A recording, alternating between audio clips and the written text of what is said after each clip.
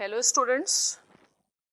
So I hope all of you are in the best of your preparations, and today I will be discussing the previous year questions of international relations, and I hope this will help you in understanding how to write the answers. And normally there will be 2 to 3 questions on this topic on international relations.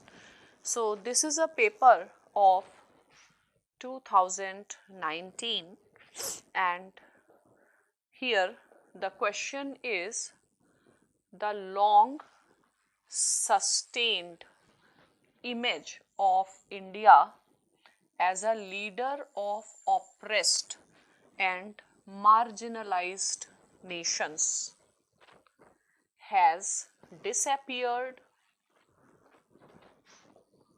on account of its newfound role in the emerging global order. Elaborate. Fine.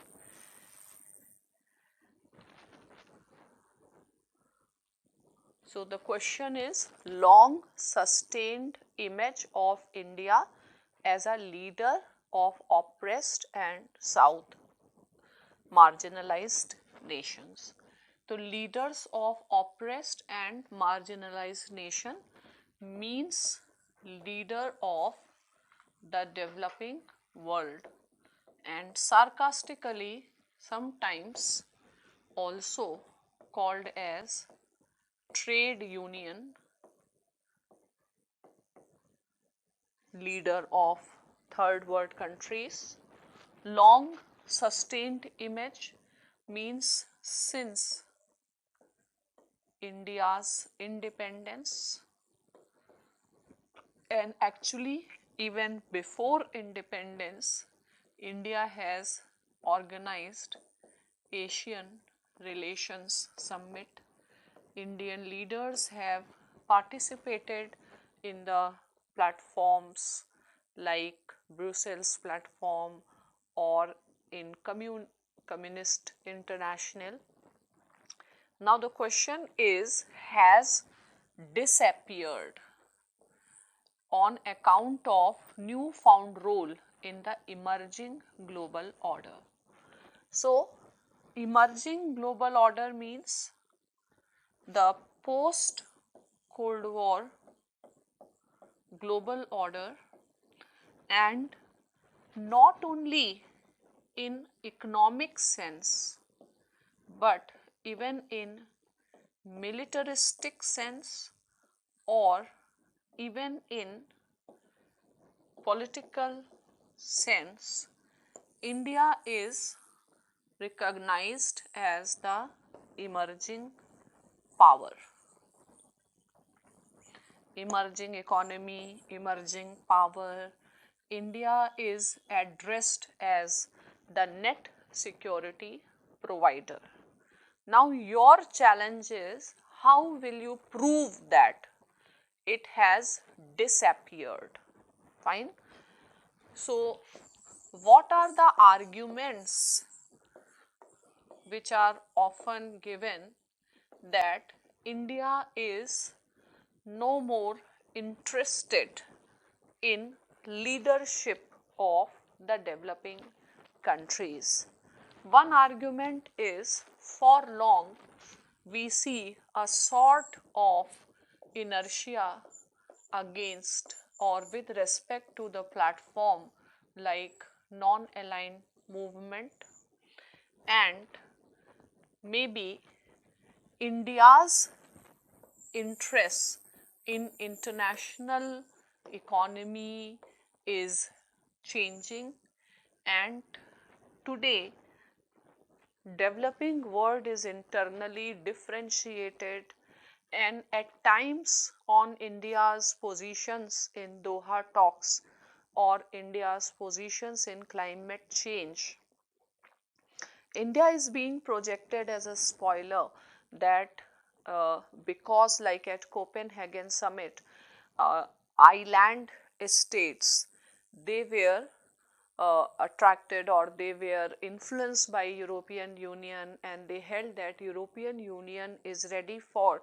ambitious commitment, but because US is not ready, and US is not ready because India and China are not participating, so there have been at times opposition to India's leadership by the developing countries because of the diplomacy or the cards played by the Western countries. Similarly, there are certain concerns by the developing countries, even fellow developing countries in the WTO. So this gives certain apprehensions, and today it appears that India is more interested in strengthening its relations with the developed countries, with the Western countries, in its objectives like permanent seat in UN Security Council. But you can say this is not correct, and India is very much aware of its present status as a developing country. We still have large number of people living below poverty line in terms of absolute sense.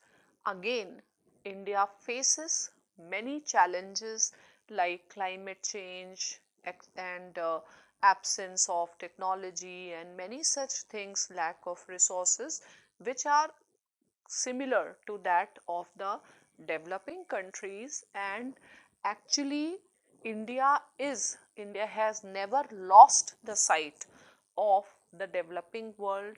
India has actually introduced new initiatives like IPSA, we have BIMSTEC, we have Connect Central Asia policy, we have gone for institutionalized partnership with Africa and Latin America. So, and Ministry of Foreign Affairs has also established a dedicated division for the developmental partnership. So, it will be wrong to say so that India has missed or India is no more the voice of developing countries, though we can also say that today India is also facing the tough competition from China. Okay, so it is not necessary that you just stick to what is asked, but you can critically evaluate also what is being asked. Fine. So this particular question, that the long sustained image of India as a leader of oppressed and marginalized has disappeared on account of its newfound role in emerging world order. So suppose if you have to write the answer, the question is the long and sustained image of India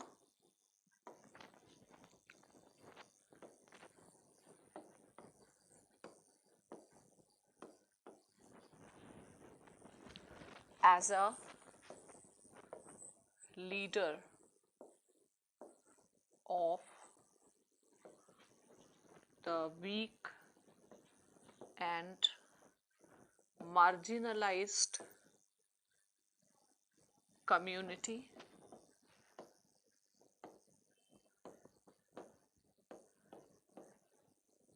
is getting undermined because of its, you can say, new role in the emerging world order.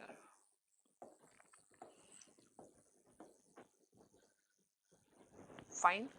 So what you can say so that India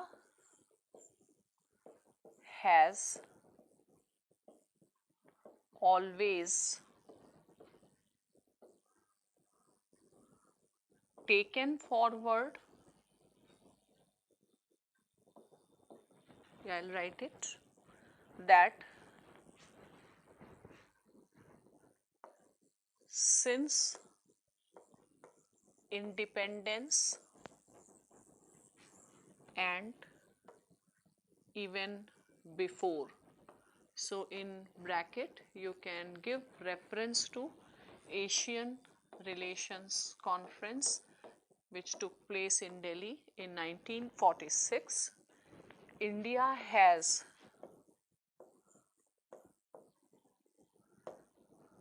pioneered the cause of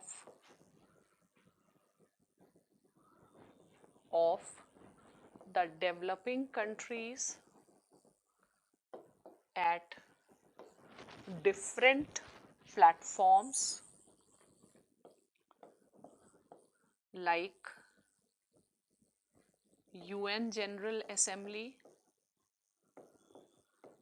UNCTAD, UN Conference on Trade and Development, and for that purpose also India has established NAM, but because of the word limit you can write this only.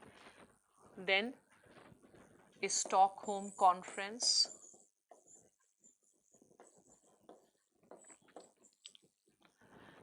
fine, and this leadership has been so much sustained and continued that you can simply write that India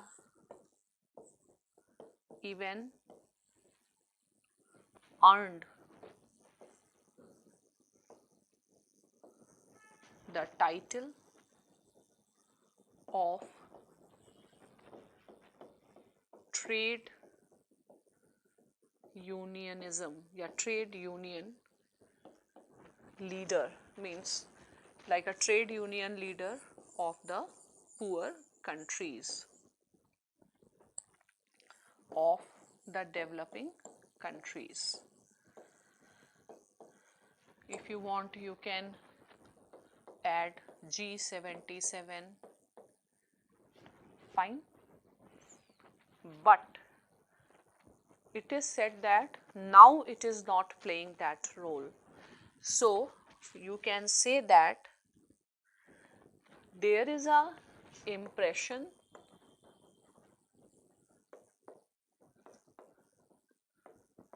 that India's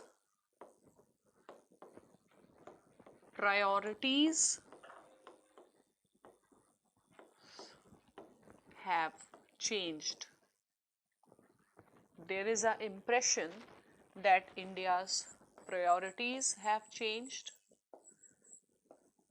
especially the new world order has positioned India as a major power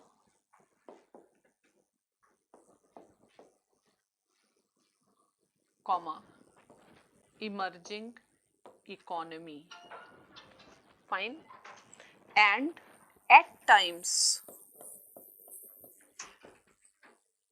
at WTO, UN, climate change summits,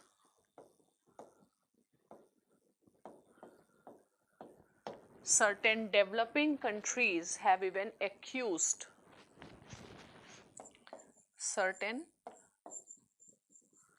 developing countries have accused India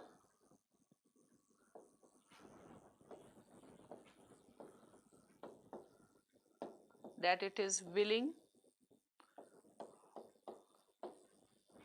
to join the elite club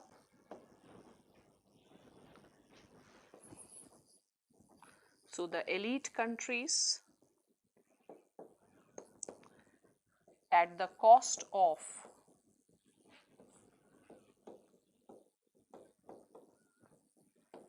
the developing countries, or India's interests do not coincide with the interest of other developing countries. The question is elaborate, but you can say, however, such view is not correct.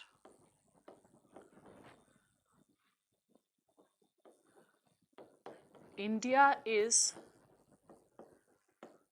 conscious, India is fully conscious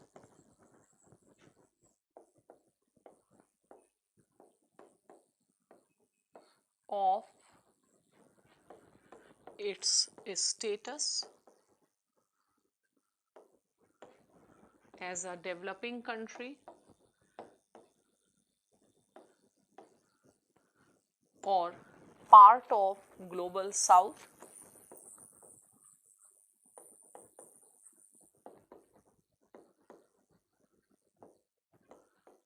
and India has always prioritized the interests of developing countries. So India has always prioritized the interests of developing countries, be it at Doha oblique WTO or climate change,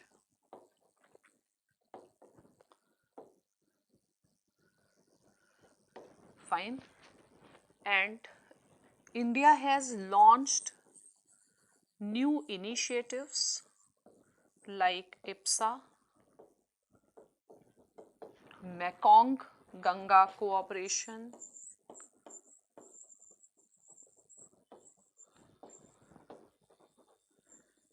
BIMSTEC, Connect Central Asia,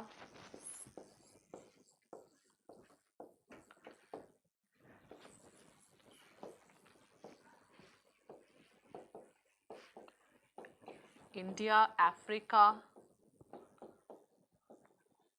Forum Summit, and so on.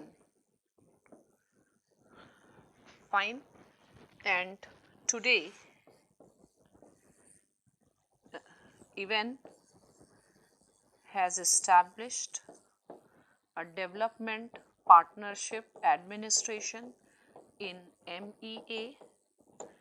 Fine. So it is wrong to say so that India has lost the interest and India is just willing to be a member of the elite group. There is nothing like that. Rather, Indian initiatives like ITEC, capacity building, India has been a financer to Afghanistan. So this is how you can counter this.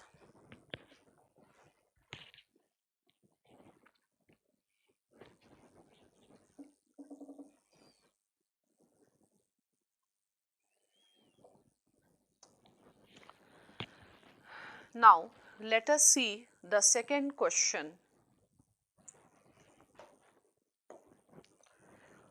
What introduces friction into the ties between India and US is that Washington is still unable to find for India a position in its global strategy which would satisfy India's national self-esteem and ambition.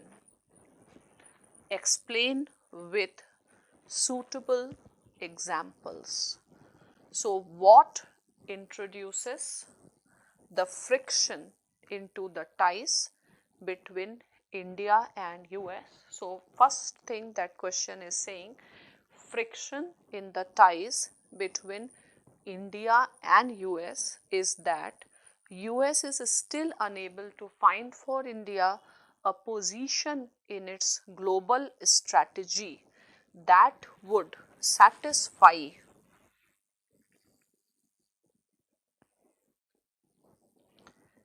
India's national esteem and its ambitions. Explained with suitable examples. So, a complicated question as such. What introduces friction into the ties between India and US is that Washington is unable to find for India a position in its global strategy. So, not at all an easy question which would satisfy India's nation's self esteem and ambition. Explain with suitable examples. So, this question has three angles: India and USA has certain frictions, and frictions is because USA has not found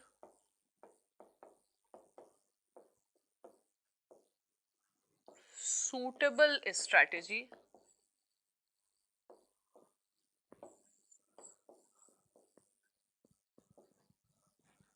to place India,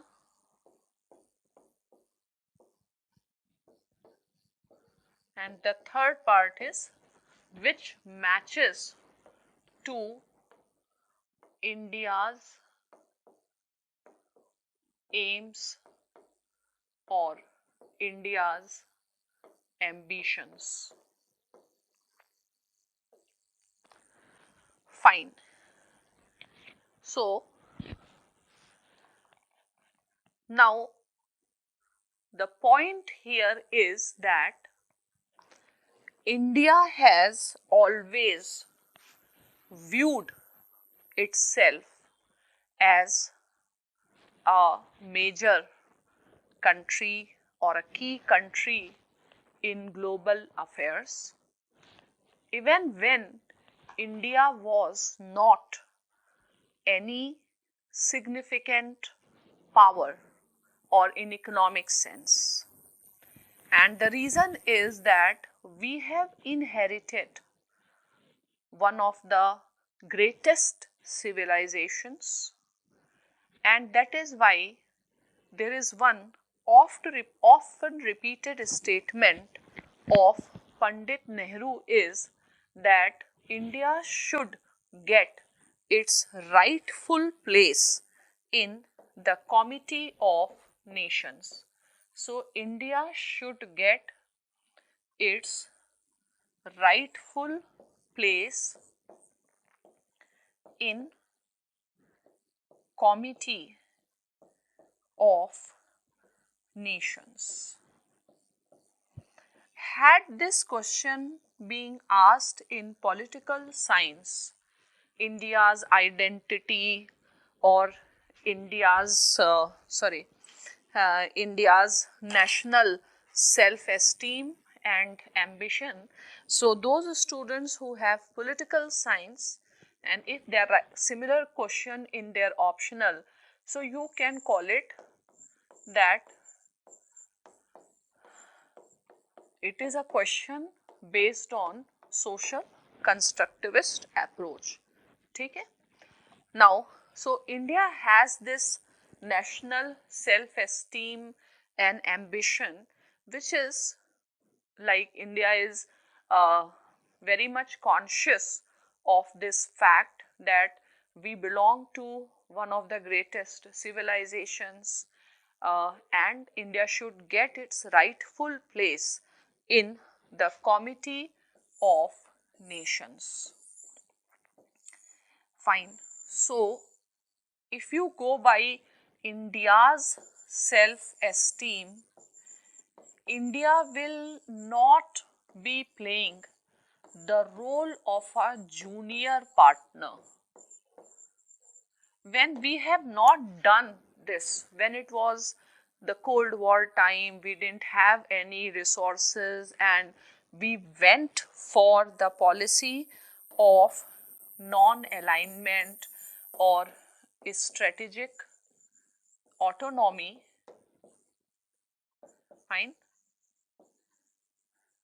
Now, why should we go now, or India will never accept the status of the junior partner?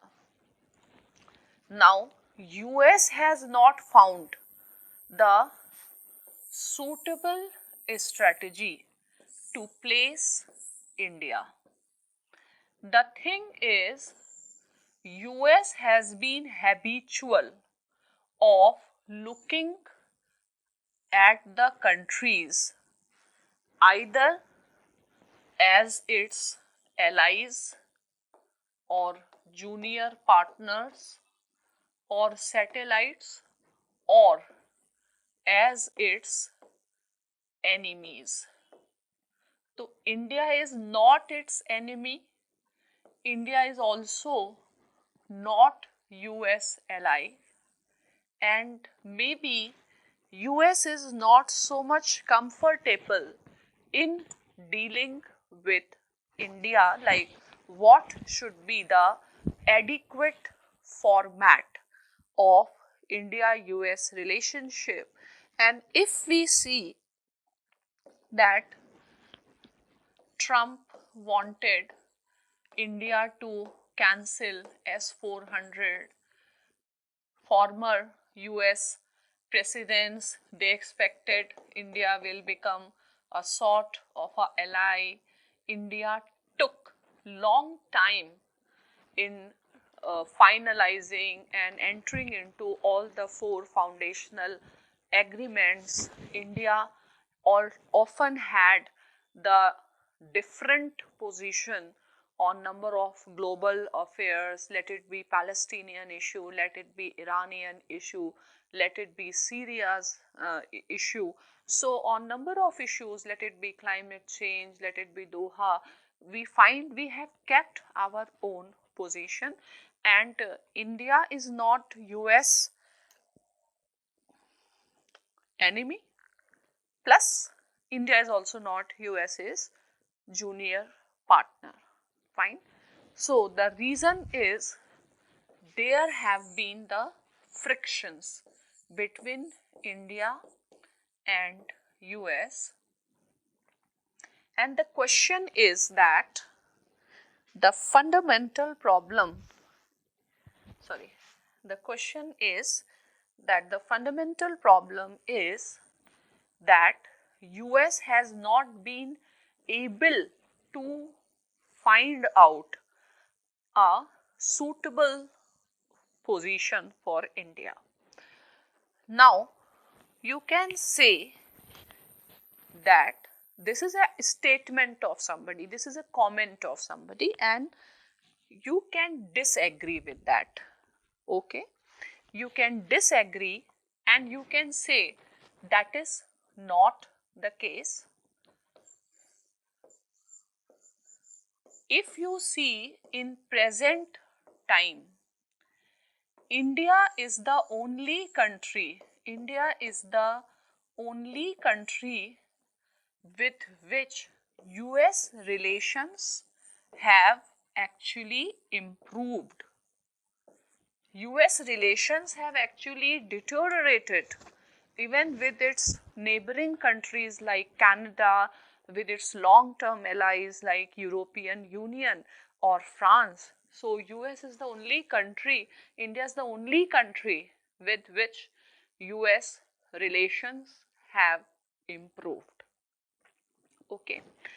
And even from India's point of view, if there is any partnership which is most important, obviously,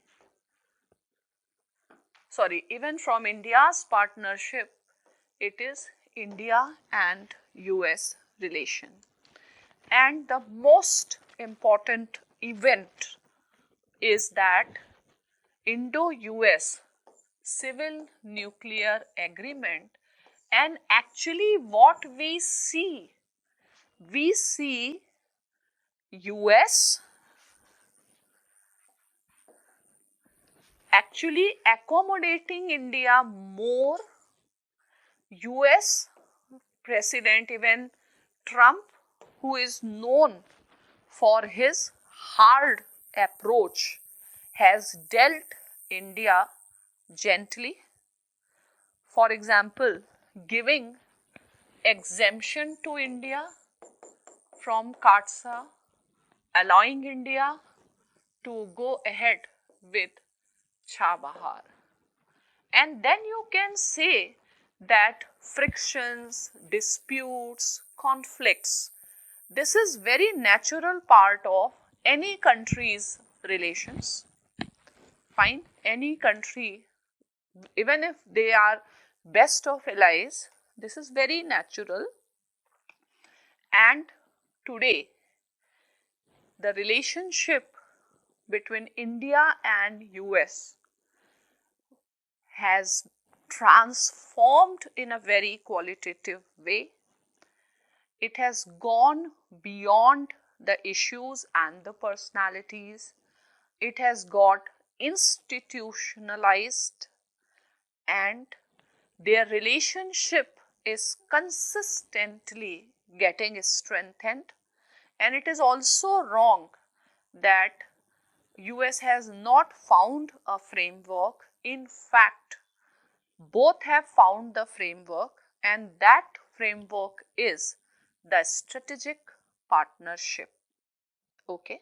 So this is how you can address this question, and don't just write. Now the challenge is, how will we write this information in the limited possible world? So I will write that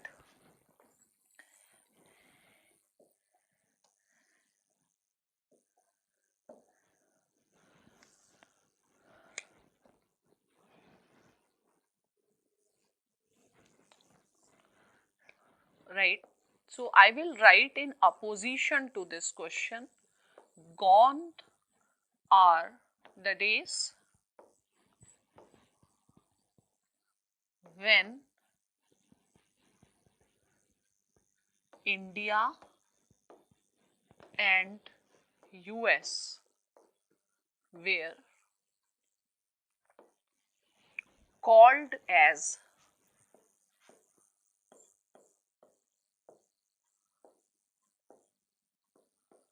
estranged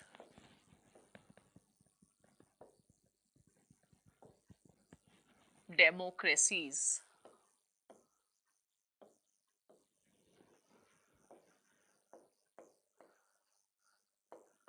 Today, they are the strategic partners,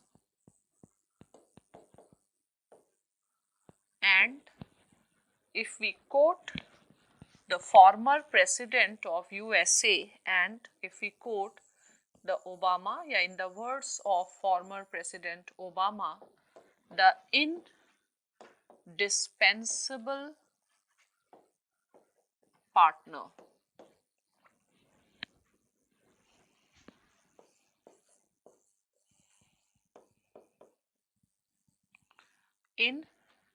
Indispensable partner of India.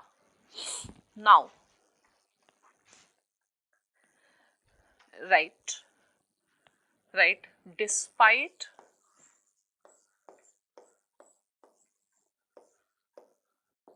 strategic partnership, we do have divergences. For example, with respect to the world order, with respect to Iran, Russia, up till now, even with respect to China, with respect to Pakistan, Afghanistan,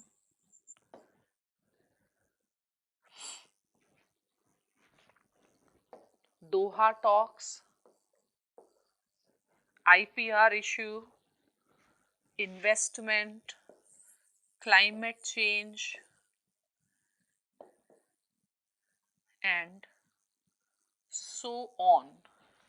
Fine. However, we should understand that disputes and frictions are very normal in any relationship, are very normal in any relationship.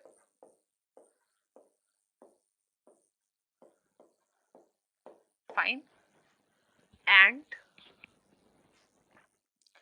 we have been able to develop, we have been able to develop enough convergences. For example, the idea of Indo-Pacific and Quad. Fine. And now let us relate little bit the question also. So it is true that India sees itself as inheritor of one of the greatest civilizations and has ambition to gain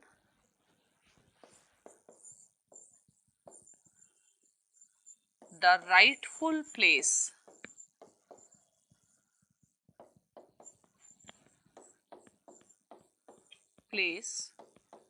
in the Committee of Nations. If you want, you can leave this word. And up till now, US has been used to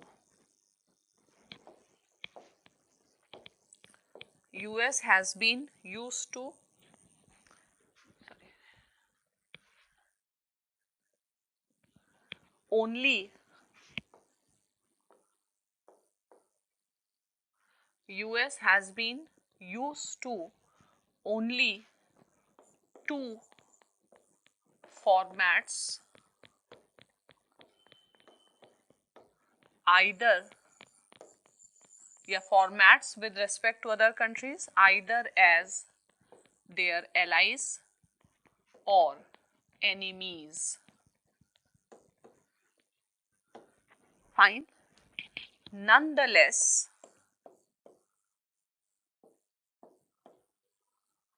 we can say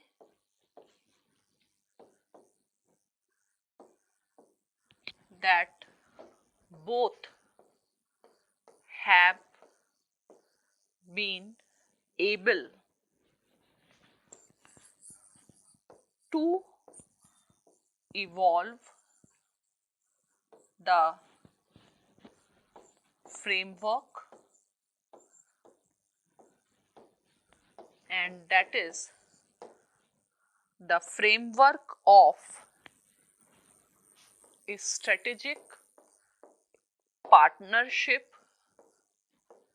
which gives enough flexibility to both to protect their interests, manage their divergences, and if if there are disputes and differences exist, they are not just because of inability to find a framework, but because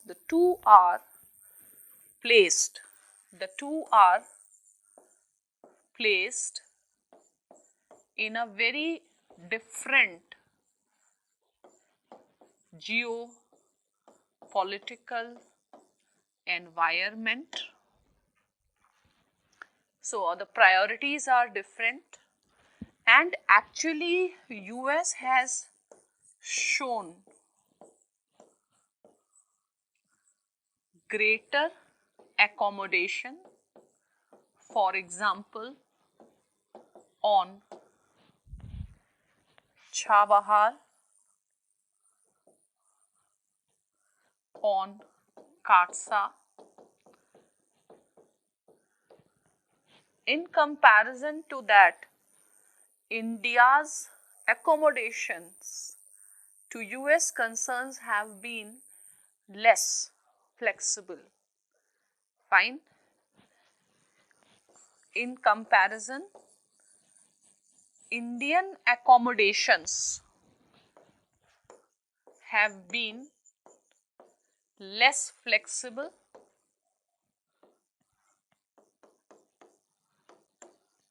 Indian leaders, even of present dispensation, time and again, keep on mentioning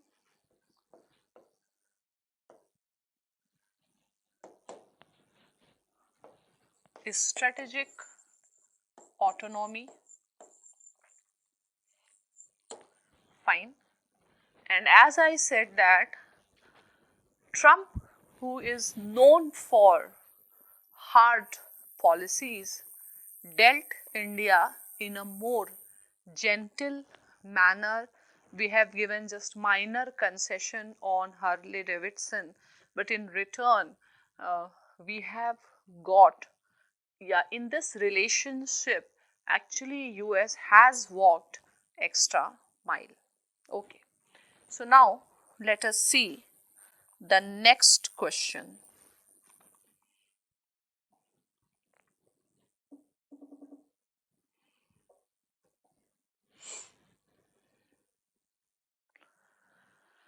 So this was the question paper of 2019.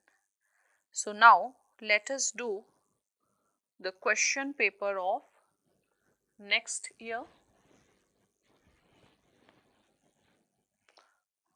So let us see the questions of 2018.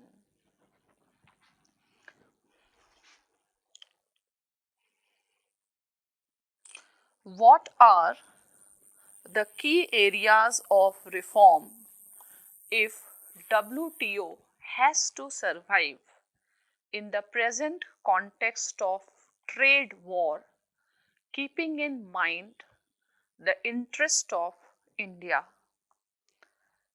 In what ways the ongoing US Iran pact controversy affect the national interest of India and how India should respond to this situation. So, I am writing 2018 question here.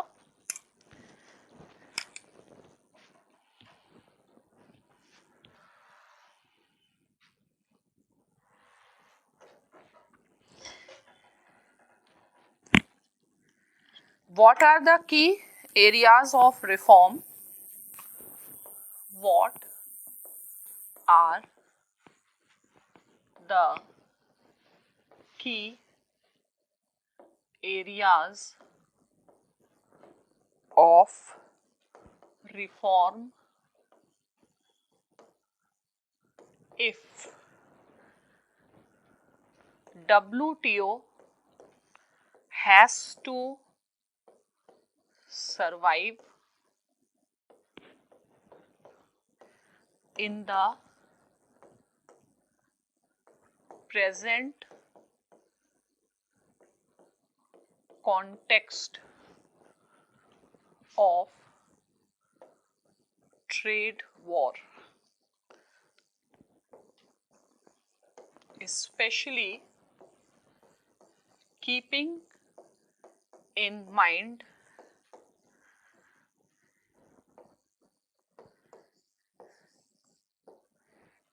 the interest of India.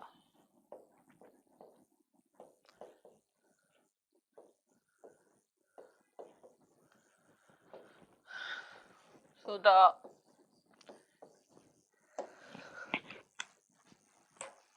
trade war is ongoing, and we also know that the one major you can say casualty of the trade war is that dispute settlement body of WTO has become irrelevant. Okay. So, in this type of question, first of all, you should be able to understand the importance of WTO. What is the importance of WTO in general? Try to find out the grand idea in any question. Fine? क्योंकि अगर हम if we find out the grand idea, then our answer becomes in flow. But if we don't find that grand idea, our answer will not be in a flow. तो grand idea क्या है कि we should know what is the importance of WTO in general. हमारे points क्या होने चाहिए answer के? Importance of WTO in general, then importance of WTO for India in particular,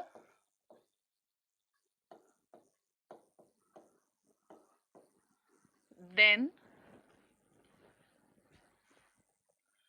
WTO in crisis because of trade war, and what are the key reforms from India's point of view.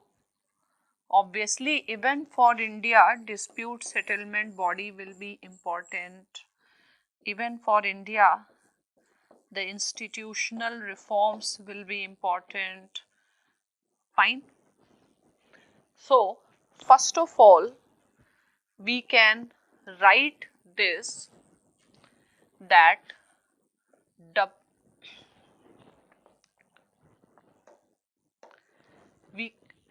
we can write WTO has, WTO is the key institution for what purpose?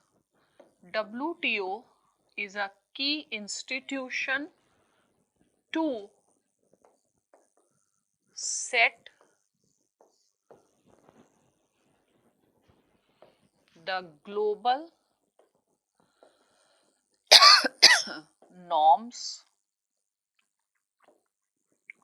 of trade, right? Introduction of WTO, which is informative. So, WTO is a key institution to set the global norms of trade, ensure the rule of law,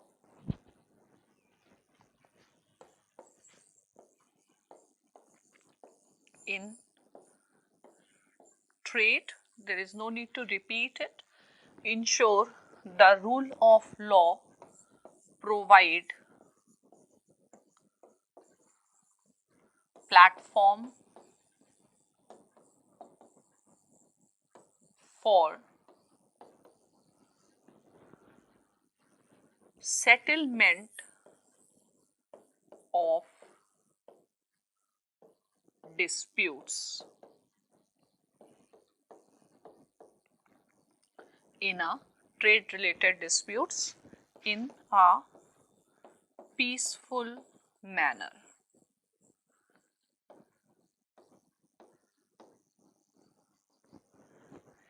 ठीक है?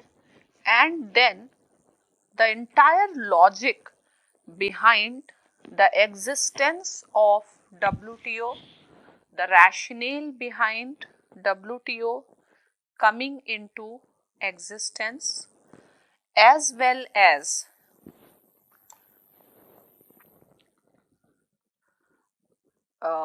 the importance of WTO for the developing countries.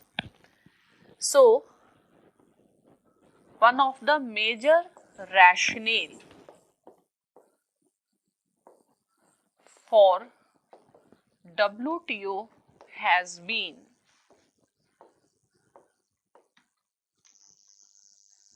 that the only way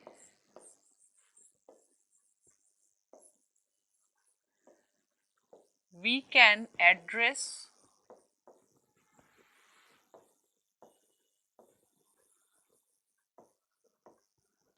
the poverty of global south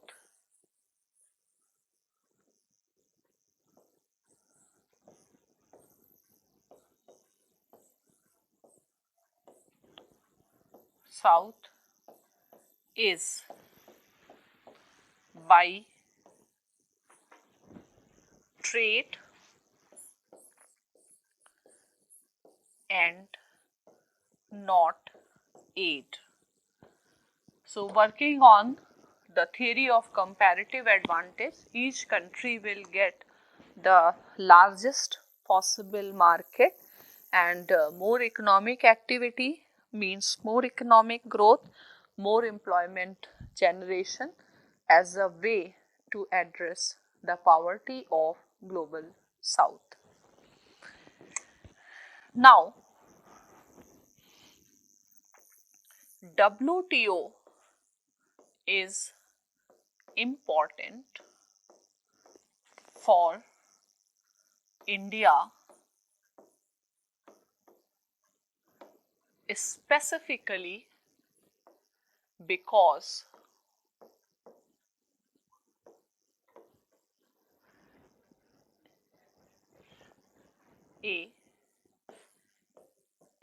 India, with the exception of ASEAN, is yet out of major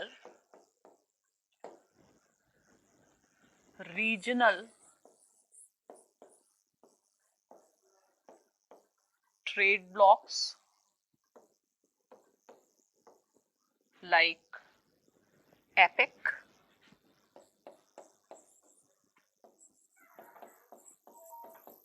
SAFTA is dead.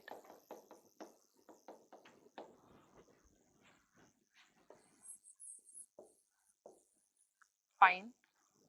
Next, it is difficult or disadvantageous for developing countries to enter into bilateral free trade agreements because they have lesser bargaining power. So, if a multilateral level initiative takes place and all developing countries they come together, we can build pressure on developed countries like US, on European Union to give the type of the deal which is favorable to the developing countries. So there is no SAFTA. India is not a part of APEC. India has chosen not to be a part of RCEP. So in order to fulfill its ambitions, to secure its national interest, it all depends upon the rate of economic growth, and to maintain the and to sustain the momentum of economic growth, it is very essential that WTO as a institution, which is a multilateral institution, exist, and because it can set up the global norms, and maybe bilaterally we will not be able to get that much a fair deal, and we can say that even after such a long number of round of talks between India and EU, up till now we have not been able to finalize. And more, if multilateralism fails, now if multilateralism fails and India, and then there will be the growth of regional trading arrangements, and India being out of these regional trading arrangements will be at disadvantage, because the regional trading blocs, they are also the protectionist blocs. So this is how you can say that India will suffer if if WTO collapses, and India has a huge interest in the success of WTO. Now, besides, too many regional trade blocs means more confusion, not conducive for the facilitation of trade. Then you can write that WTO was already in crisis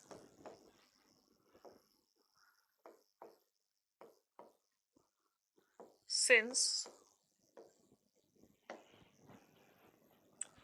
Doha talks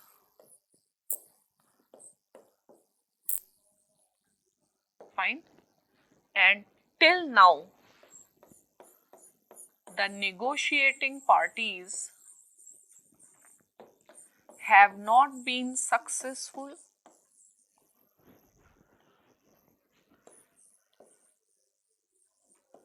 have not been successful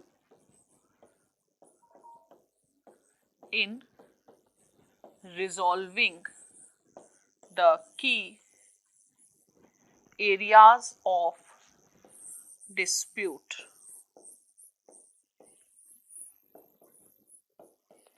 Related to agriculture, NAMA, IPR, information technology agreement, fish subsidies, e-commerce, and so on. Fine. However, hence, WTO's crisis goes beyond US China trade war,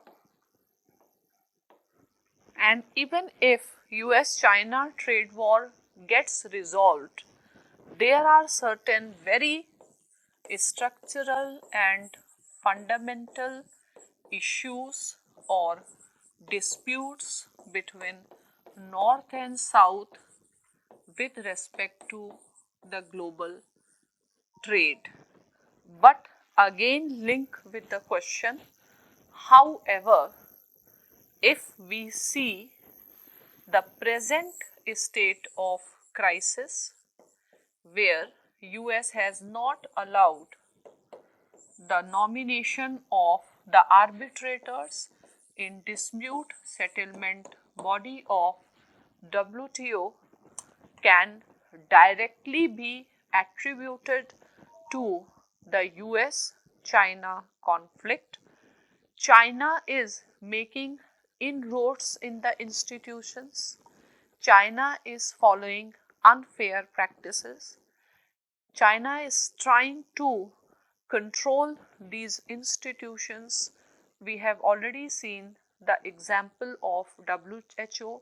WHO can be, the crisis of WHO can be a very probable question. So you can write like this. Now, what are the key areas of reform, especially in keeping in mind the interest of India? Key areas of reform, keeping in mind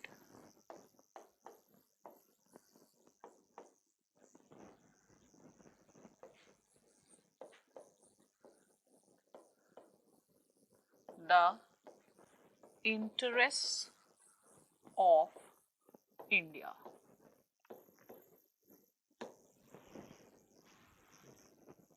Now, the key areas of reform, keeping in mind the interest of India. So, you can always say that institutional reforms are very essential, especially the revival of dispute settlement body. Fine. So, dispute settlement body of WTO, if it does not come into existence, the entire process will go waste. Next thing is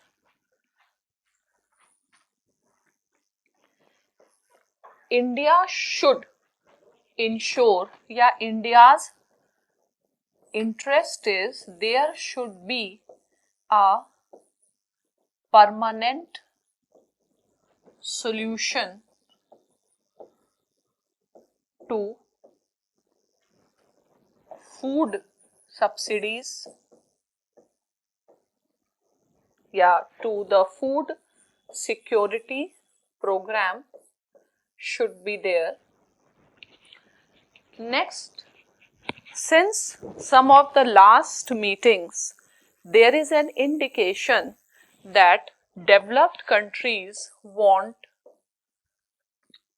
to dilute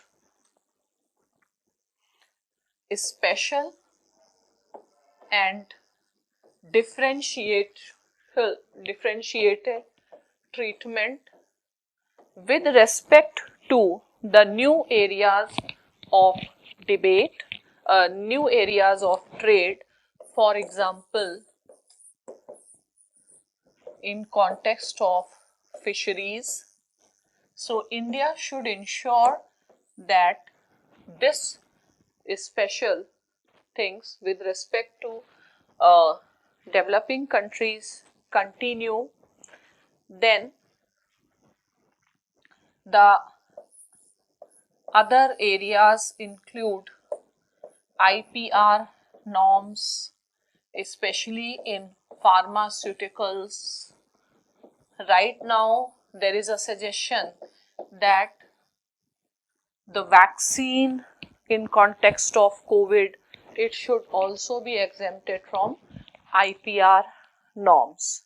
So, India, through its coalitional diplomacy, through its clout among the different groupings, should ensure that WTO process comes back on track, plus whatever reforms that take place in WTO should be in accordance to the developmental needs of the developing countries, the proper resolution of the agricultural subsidies, food security programs.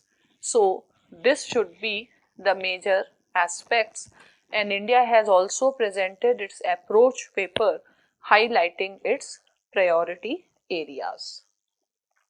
Now, the next question is, in what ways the ongoing US Iran nuclear pact controversy affect ongoing US Iran nuclear pact controversy affect the interest of the national interest of India, and how India should respond to this situation.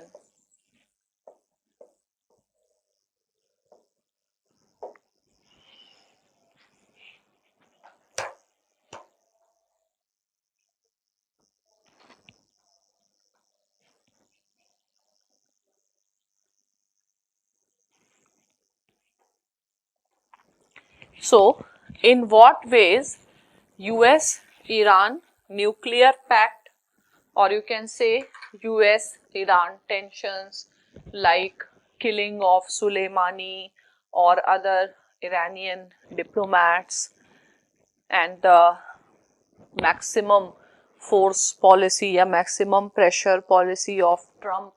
So, US Iran nuclear pact controversy affects the national interest of India and how India should respond.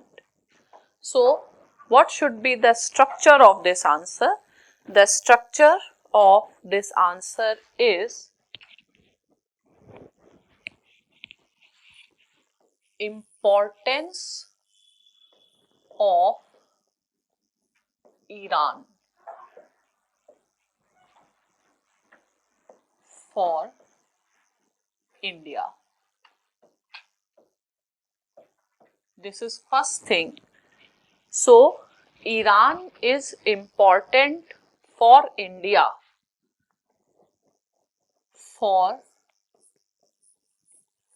various reasons. So, normally a good approach is when you categorize the importance geostrategic, geoeconomic and geopolitics. So if you write in this way, this gives a good impression about your way of analysis. Fine. So the geo-economic importance of Iran is in terms of India's energy security, in terms of access to Central Asia, fine, in context of investment, trade and investment. Next is geopolitical interest. Geopolitical interest means India and Iran, both their cooperation is important from the perspective of South-South cooperation with respect to the reform of the world order, means against hegemonic world order or unipolar world order. So ideally I should have written geostrategic first. So always the most important aspect is geostrategic in terms of point number 1, India's security interests in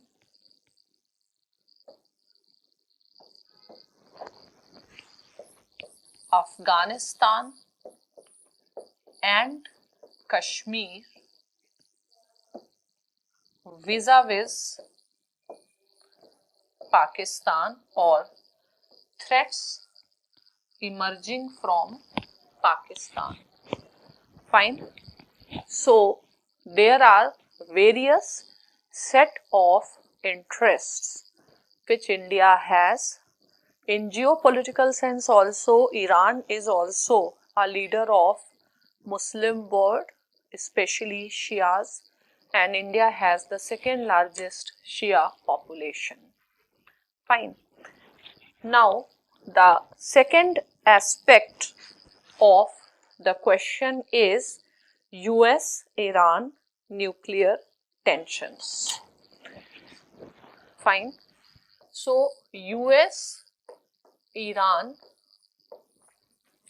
nuclear tensions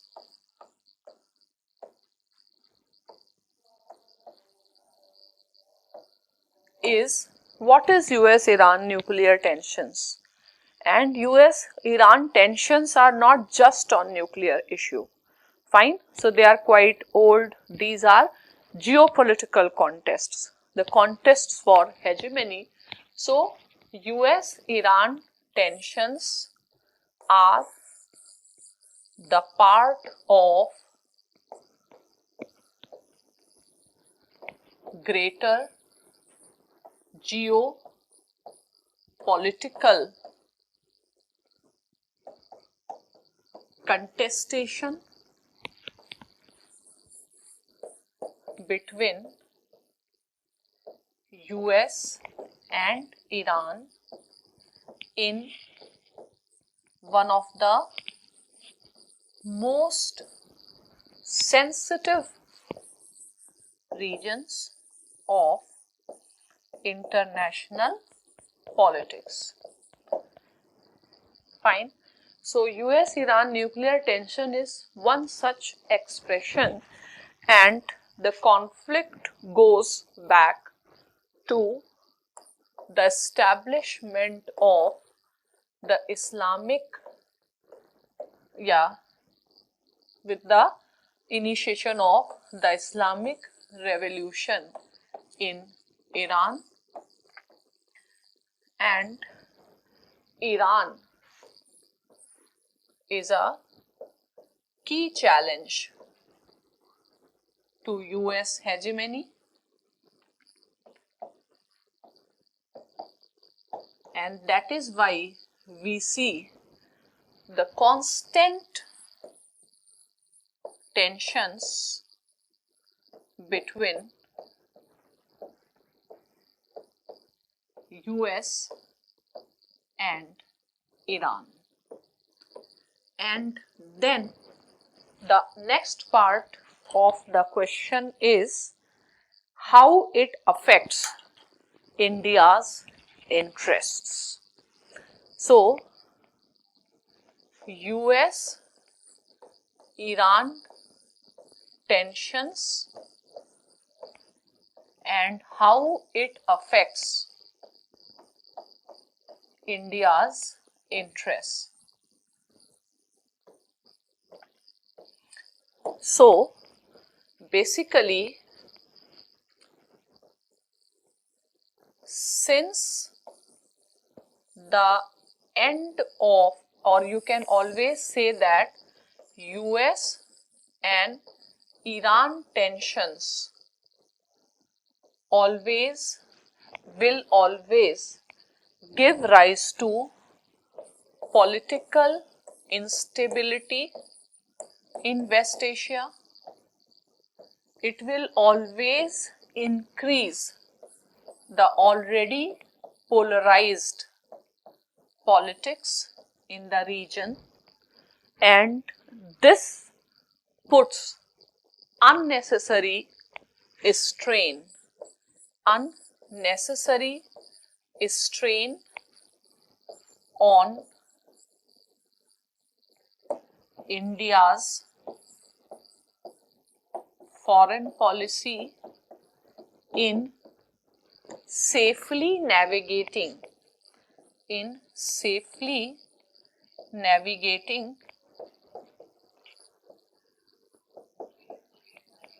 the choppy waters of the West Asian politics. So tensions will give rise to Iran, Saudi Arabia tensions. Iran will make or take more antagonistic position with respect to Israel. Iran, in order to project itself rather than Saudi Arabia as a leader of the Muslim world, will support more jihadi terrorist organizations. So situation becomes unstable and chaotic, and this is an unnecessary strain on India's foreign policy. Now, the issue will become deeper because in recent times, India and US partnership has reached to the new heights, and they have become indispensable partners. Fine. So, this is an additional angle in already complicated triangular politics of the region. Fine. So,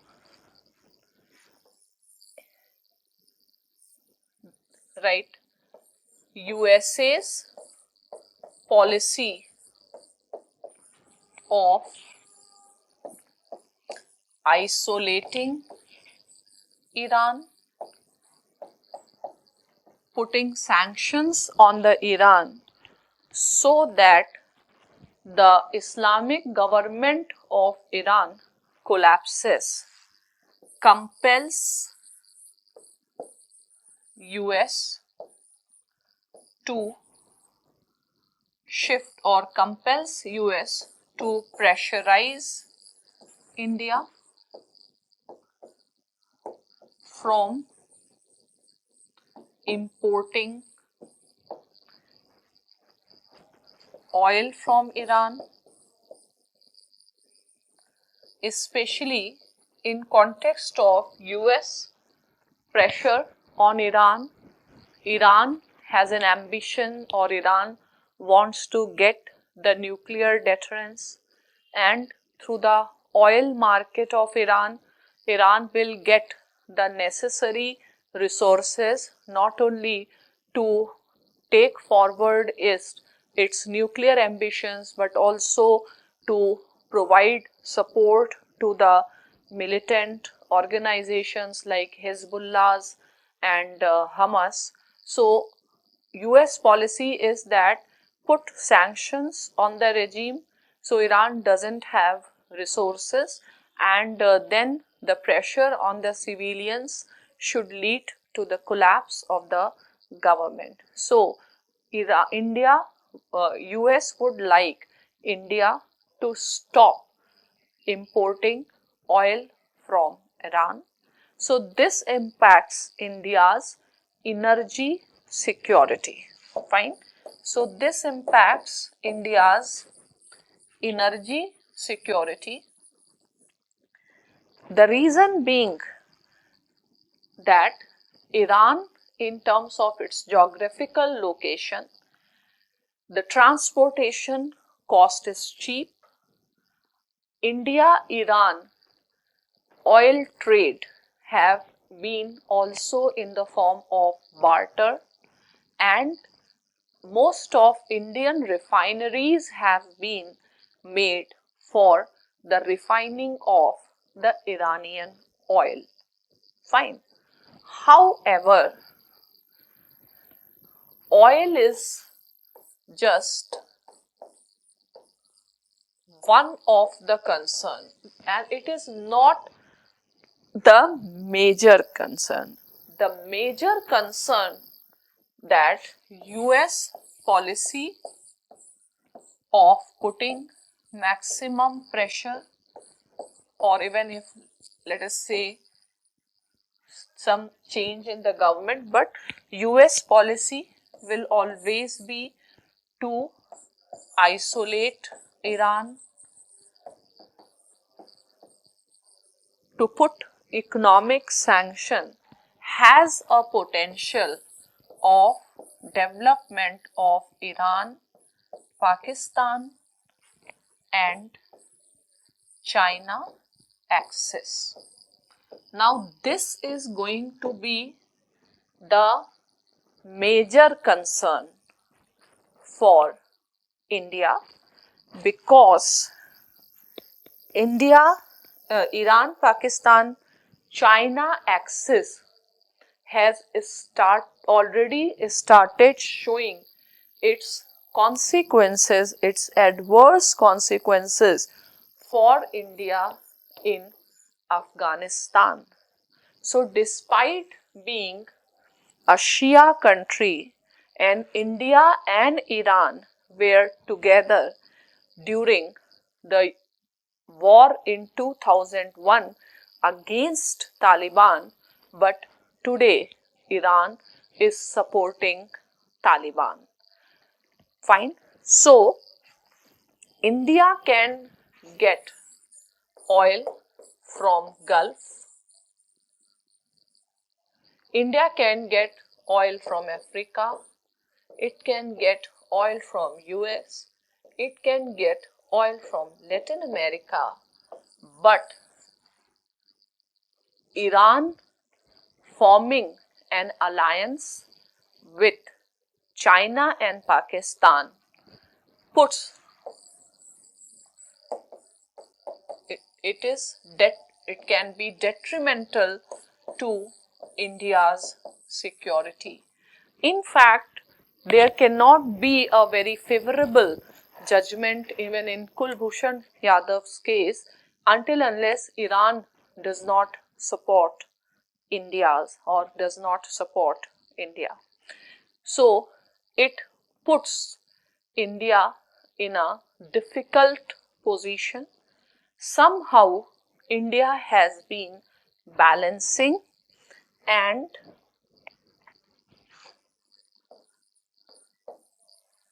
Indian diplomats time and again talk about that they follow strategic autonomy, they take independent decision, or India is aligned only to its interest. India continued cooperation with Iran on Chabahar port.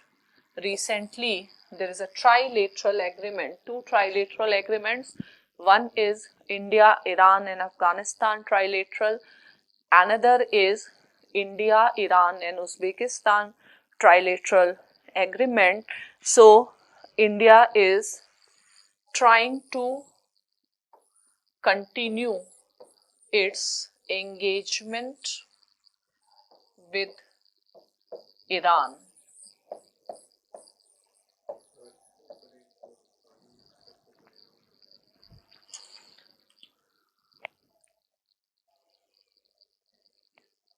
So, the next part of the question is, how should India respond to the situation?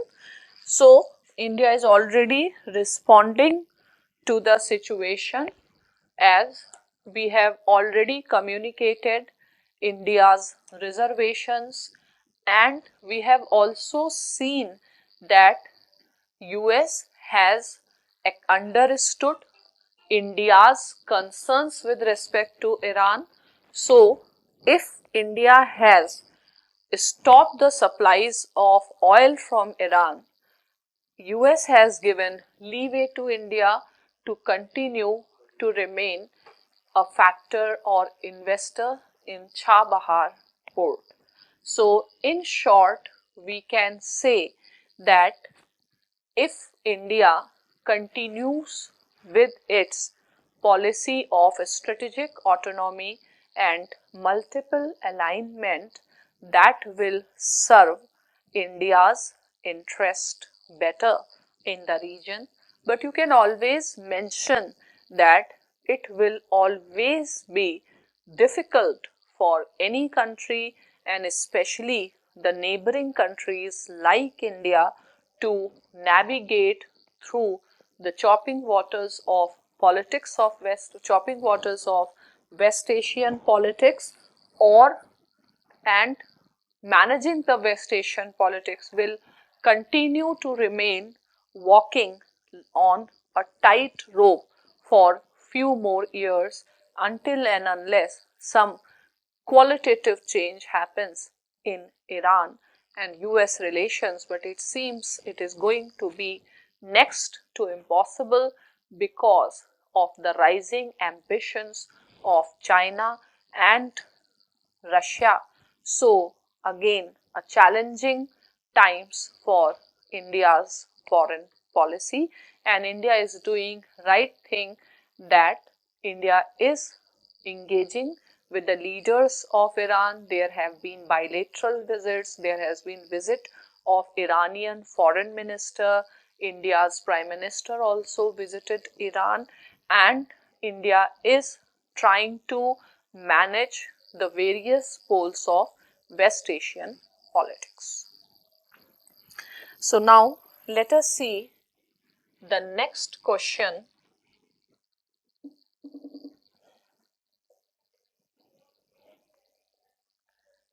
Question of 2017, and the question is,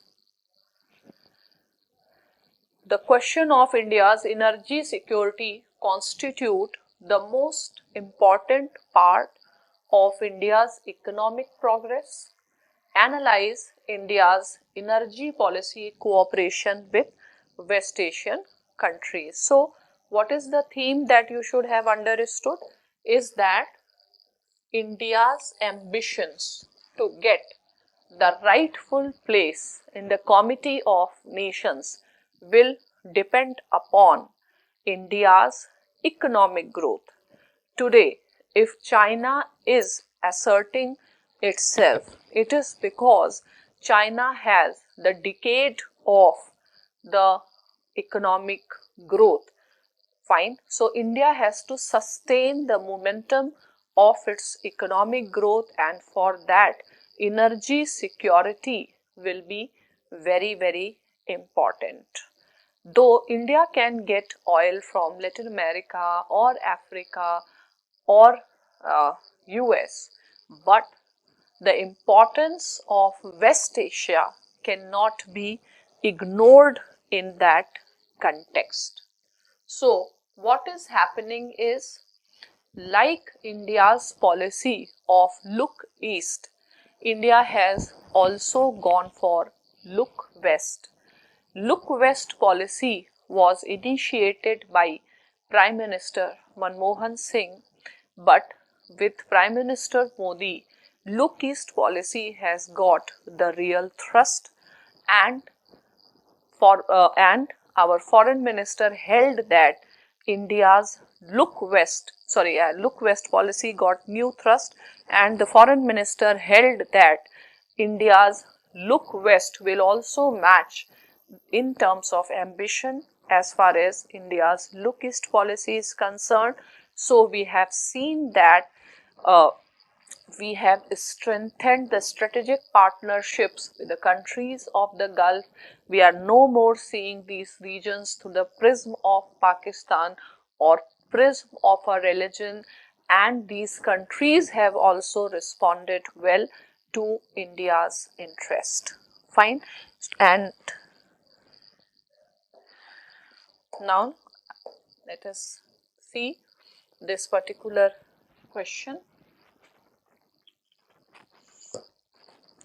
The question of India's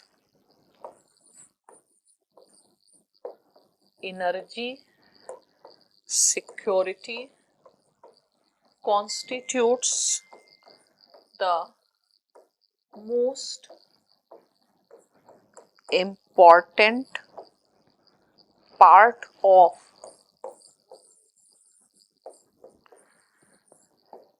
India's economic progress. Analyze India's energy policy cooperation. And you should know that it's not only about procuring the oil, it is also making the investment, the strategic investments. Saudi Arabia also going for acquiring the strategic assets here. West Asia. Fine. So the question of India's energy security constitute the most important part of India's economic progress. Fine. So here you write that with India's economic progress, it is very natural that the demand for energy will increase, and today China and India are the leading importers of oil and gas in the world.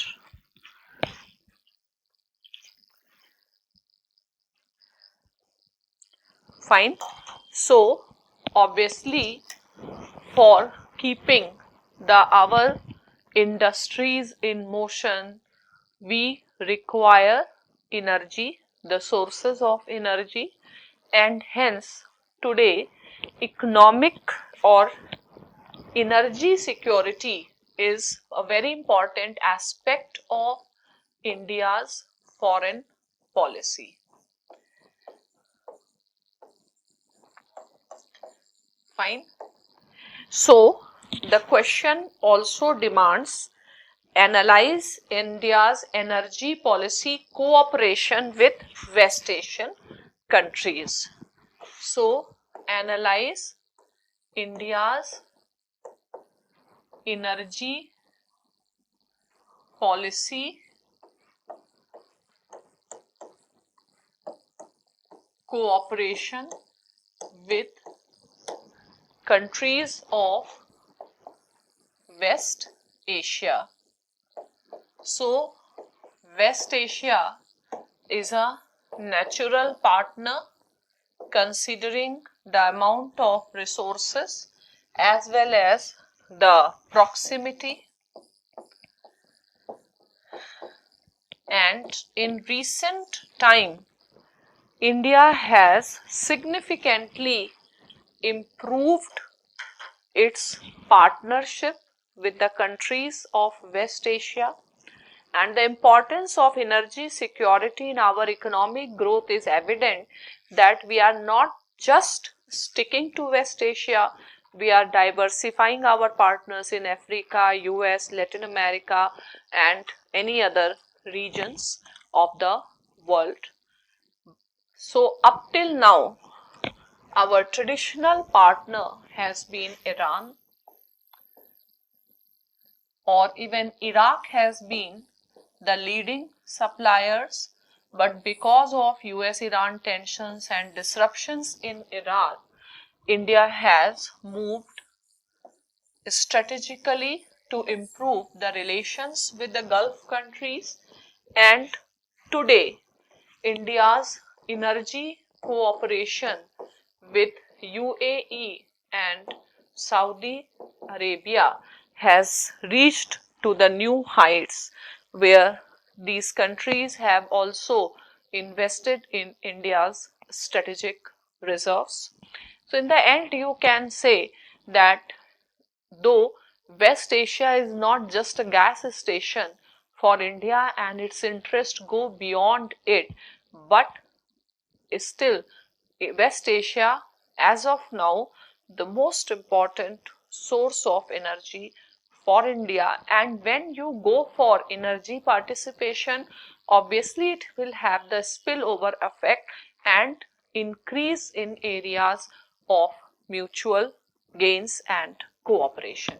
Now with respect to this, since it's a factual question, so I have prepared some data which you can find relevant, because the question on energy security is always a possibility, so it can always come. This is the data you can use. Find that energy trade is an anchor of India-West Asia economic relations. Fine. And the next is major oil companies of West Asia are already developing a strategic partnership with Indian companies in public and private sector. A $15 billion deal announced between Saudi Arabia's Aramco and India's Reliance Industry. India's ONGC Videsh has acquired 10% stake in Abu Dhabi. Now, India plans to double the crude oil imports from US. It is just to see that West Asia has become more and more volatile and India's energy needs are started. So, the top energy suppliers have been Iraq, next is Saudi Arabia, third is UAE, and next is Kuwait. So, this is a small data. There is always a possibility of a question on this section. So, now there is next question which I am writing here is Indian diaspora has an important role to play in Southeast Asian countries' economy and society. So, Indian diaspora, because in the countries we have lot of people of different regions of India, but primarily from south and in among their citizens, And Southeast Asia has often been seen as extended part of India, often known as East Indies also. Now, the appraise the role of Indian diaspora in Southeast Asia in this context. So, what role Indian diaspora has placed in played in Southeast Asia? And you know that in Singapore, India, persons of Indian origins, they have reached to the highest offices of the country. So this is also a sort of a factual question. So we have prepared some data on that. I hope it will be useful for you, because these questions are very factual questions. There is not much from the perspective of concepts and the ideas. So, just an information that Prime Minister Modi refers Indian diaspora as Rashtradoot or informal ambassadors. Fine. Now, the International Migration Report 2019 declares Indian diaspora to be world's largest diaspora. In the West Asia's or Arab Gulf states alone, it is around 8.5 million. Fine. Next, for other countries, because they have already asked for Southeast Asia, they can ask a question on West Asia, US. So in Canada, 3%. Next, in Australia, 1.5 million strong diaspora. In UK, even in the Nordic countries.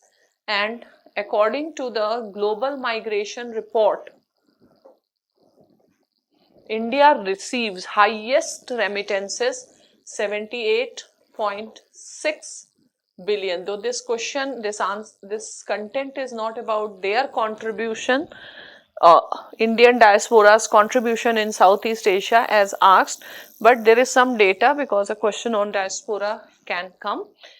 And Modi's doctrine on diaspora is often described in terms of three C's: connect with India, celebrate the cultural heritage, and contribute to these economies. Now, historically, if we talk about this specific question, though the questions will not be repeated, Southeast Asia has always been very much influenced by India as well as China, and often described as Southeast Asia, link of spice, silk routes. You can read it. Indian diaspora in specific Southeast Asian countries. So diaspora is not uniform. They belong to different class, status. Roughly in terms of Malaysia 8%, Singapore 9%, Myanmar 4%, Indonesia 0.5%. Indian migrants include professionals holding senior positions in MNCs. Indian community is well respected, and they are also very active in the politics. In Malaysia, you must have heard about this very important group, Hindu rights groups or Hindrap, and in Singapore, you must have heard the name of President late S.R. Nathan and late S. Rajaratnam. So, this is just a fact. There is nothing much perspective that is needed here or is required. So, nothing much to explain. Now, let us move to the next question. So, now let us see 2016 questions. So, that year, 3 questions. One question was factual, so you can ignore it. Fine, there's no point. You can look into the net also. I will discuss these two conceptual questions. Evaluate the evaluate the economic and strategic dimensions of India's Look East policy in context of post-Cold War international scenario.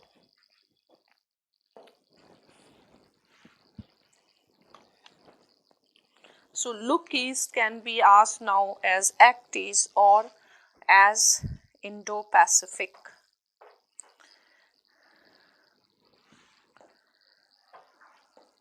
The question is,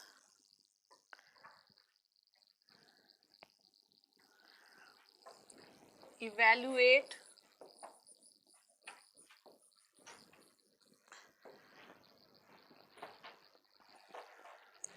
the economic and strategic dimensions of Look East policy in context of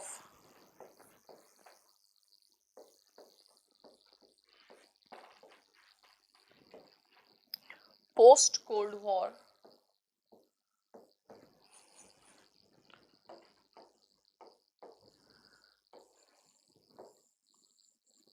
international scenario. Now, this policy can come in the form of Indo-Pacific policy. So, what is the post-Cold War international scenario? The most important aspect of the post-Cold War, the defining aspect of post-Cold War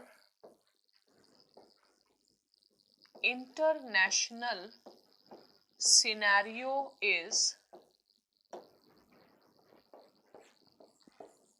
the rise of China. Fine. The rise of China. And the rise of China has shifted the center of gravity of international politics towards Indo-Pacific or Asia-Pacific. Now, China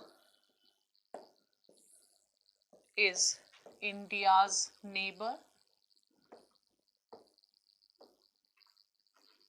with which India has antagonistic relations. We do not have the friendly relations, though we had some modus vivendi, but inherently the relations have been conflictual. And in 1962 war, India has faced humiliating defeat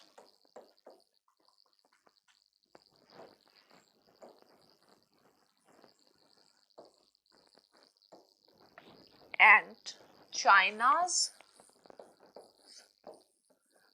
vision is to establish Sino-centric Asia. Fine. And if in Asia there is any contender to Chinese vision, it can be India. So, China's policy has been to contain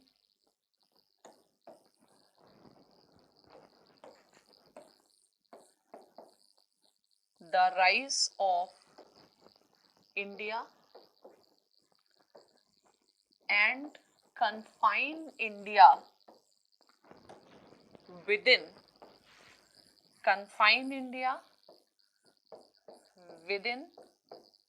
South Asia, and in South Asia also ensure that there is no, or India is not in a position to establish its hegemony, and that is why China has made a calculated move, yeah, calculated inroads in India's neighborhood. Today, with the exception of Bhutan, China has a strong presence in almost all countries of South Asia, especially Pakistan, Nepal, Bangladesh, in fact, Sri Lanka also, which is very much or which is enough to unsettle India in its own neighborhood. So, in order to manage Chinese threats, India has embarked on the Look East policy in 1991 under Narasimha Rao, which has been upgraded to Act East policy by Prime Minister Modi in 2014, which has now become a part of the greater vision of free and open Indo-Pacific. Fine. Though Look East policy was primarily worded in economic sense or was projected as an economic diplomacy, but it always had a strong strategic underpinnings.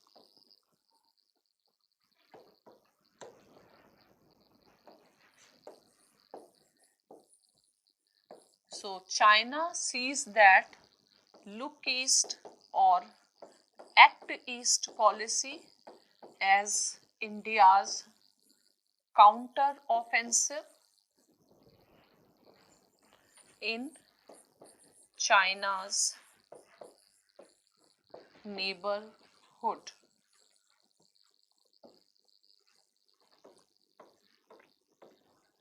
Fine. So the question is also suggesting or demanding economic and strategic dimension. So we have seen that as a part of economic dimension,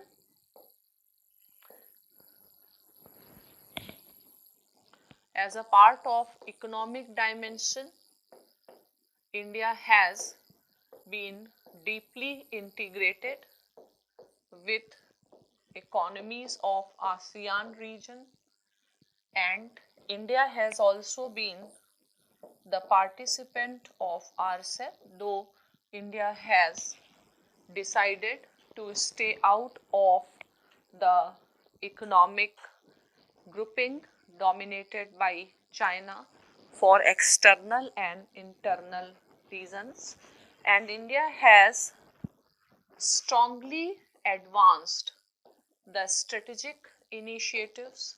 India has been part of East Asia Summit, ARF, ADMM Plus, cooperating with these countries at a multilateral regional platforms. In security field, we have defense cooperation with the countries of region like Vietnam. India is also has improved relations with Indonesia, with Vietnam, and India organizes the Malabar exercises with the countries in the region. India has also clearly expressed its position on South China Sea dispute, that it should not obstruct the freedom of navigation in high seas, and we can say as a part of Indo-Pacific, the idea of Quad also is strengthened and represent India's strategic interest. So we can say that in a right way, India is going for the economic and strategic initiatives in the region as a very natural policy to balance the rise of China. Okay, and we need to be consistent in our efforts. We have to sustain the momentum of our policies, and especially to really get the strategic advantage, this is essential that India uh, sponsored projects, especially like Kaladan and other Asian trilateral highway projects. They should be completed in a timely manner in accordance to the expectations. Now, what is the next question? Increasing cross-border terrorist attack in India and growing interference in internal affairs of several members by Pakistan are not conducive for the future of SARC.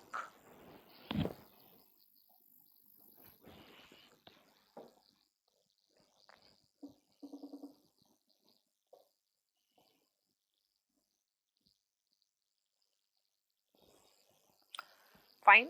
So the question is saying increasing cross-border terrorist attacks in India, growing interference in the internal affairs of several countries by Pakistan are not conducive for the future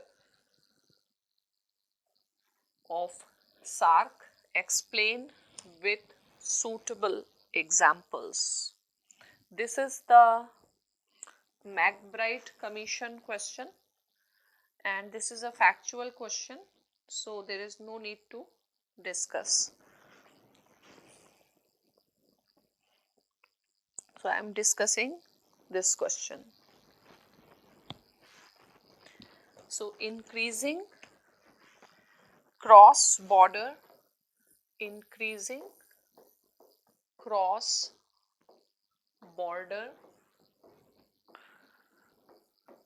terrorist attacks in India and growing interference in internal affairs of several member states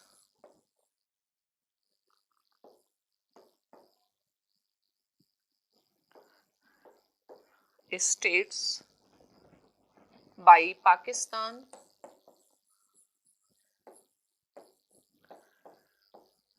are not conducive for future of SARC.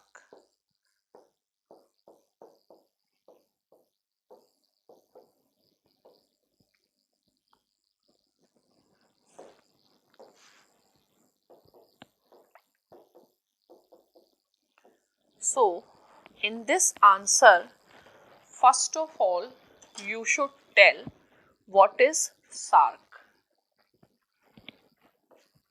So, what is SARC?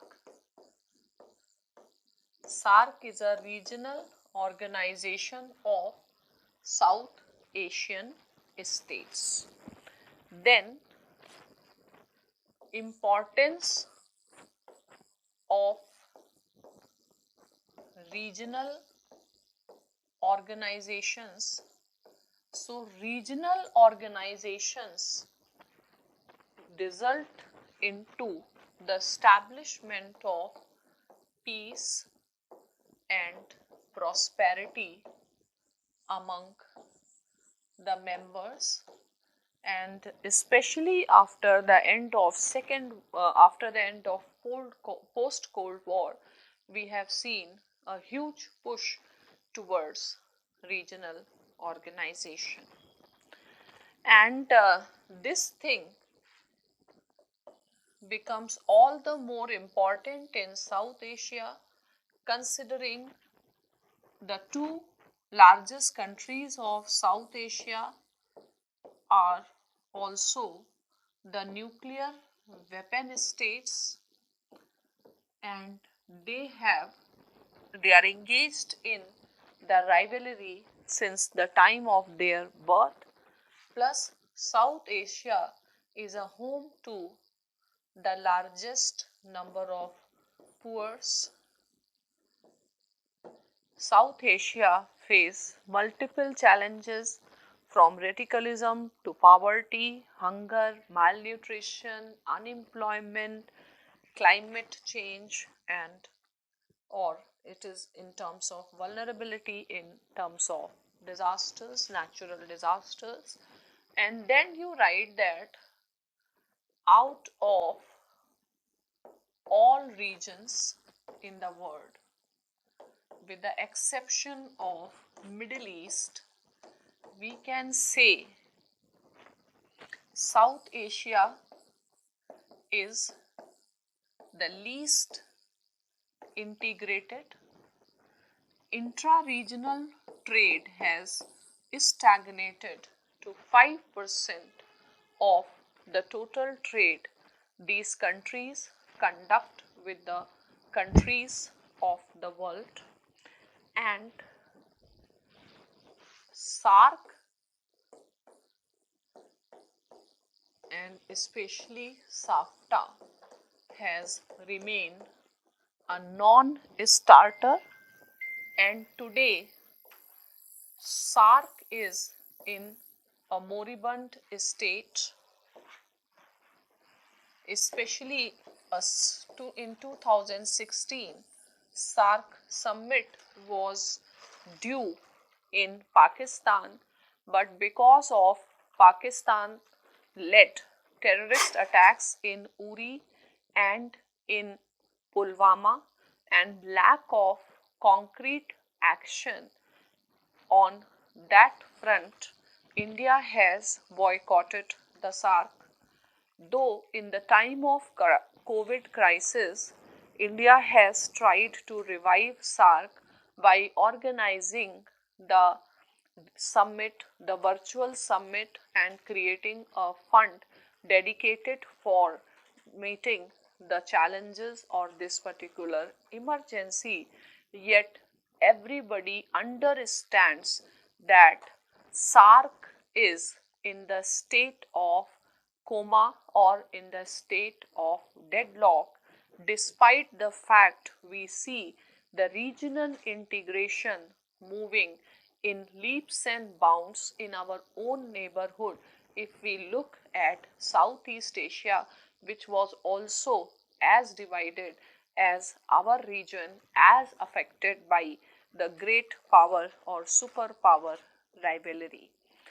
Now, among the reasons for the current state of lack of progress in SARC, the biggest factor is the India and Pakistan rivalry, and without the normalization of the relations between the two largest economies of SARC, SARC has no future, and SARC has no future is evident from the fact that Government of India has diverted its attention towards BIMSTEC and other sub-regional initiatives like BBIN rather than in SARC. Now, from the perspective of Government of India, until and unless Pakistan takes demonstrable action to prevent the or to contain the terrorism emanating from Pakistan against India, there is no future of SARC. And Pakistan is well known to have become the epicenter of transnational terrorism, and not only India is affected by this, even other countries in the region. For example, we have seen the terrorist attack even in Sri Lanka, we have seen the terrorist attacks in Bangladesh. So other countries of the region are also affected. So it is believed that from India's perspective, until and unless Pakistan stops its cross border or this proxy war, there is no scope for SARC to move on, or the caravan of SARC moves. But we have to understand that terrorism is not the only reason. There are various other reasons. We can also say that the unresolved border disputes, water disputes, ethnic disputes also prevent the integration of South Asia as a reason. South Asian economies have been highly protective economies, try to go beyond the question, and highly protective economies, and that is another reason that SARC process, lack of connectivity, adequate infrastructure, and now the China factor. So multiple factors have played the role besides this terrorism as a factor, but officially the government of India has expressed its major concern with respect to it. And in fact, terrorism is also an outcome of the structural conflict between India and Pakistan, and without resolution of this conflict, we do not see any light at the end of the tunnel. Even many scholars, they thought that India is trying to revive the SARC, but SARC is in such a deep crisis, it is very difficult to revive considering the amount of trust deficit existing between the countries in the region, the role of external players, and it, we should not be over optimistic about SARC coming back on track. So there is no need to discuss the last question because it's a factual question. So now let us see question of 2015. Increasing interest of India in Africa has its pros and cons. Critically examine. So sometimes the judgment you will take on these type of questions will be important. So the question is saying the increasing interests of India in Africa has its pros and cons. Critically examine. So critically examine means, is it right to say so or not? So, increasing interest of India in Africa. Here, this is more a generic question that Africa is known as mother continent for India, and it is believed that Gondwana land was the part of Africa got separated. Fine. And even after the separation of the mother continent, India's link with Africa, especially the Eastern Africa, continued in terms of trade, in terms of culture and trade.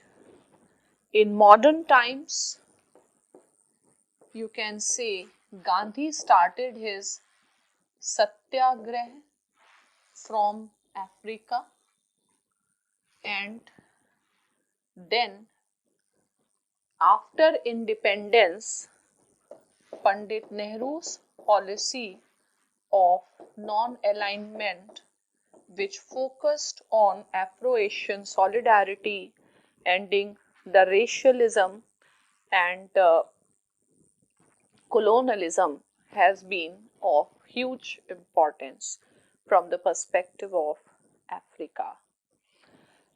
Then you can say for some time, because India was engaged or India's attention was focused on Pakistan and China, we had got somehow uh, disengaged from each other. But in modern times, with the opening of Indian economy and with the initiatives taken by Indian private sector, India has realized the importance of Africa.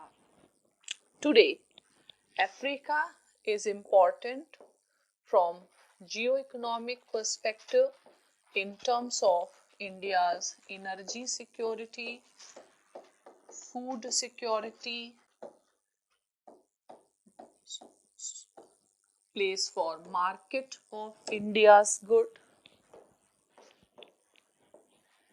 geopolitical in terms of reform of UN Security Council, in terms of building India's soft power, and geostrategic, considering Africa has the failed states problem of piracy, the rise of fundamentalist groups like Al Shabaab and all, and with increasing presence of China, obviously it was India to realize the importance of Africa.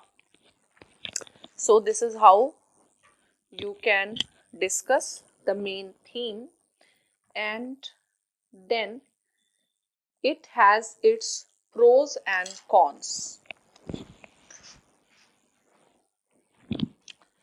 So the increasing interest of India in Africa has actually lot of pros in terms of energy security, in terms of strategic and political engagement. However, if we do not deal with Africa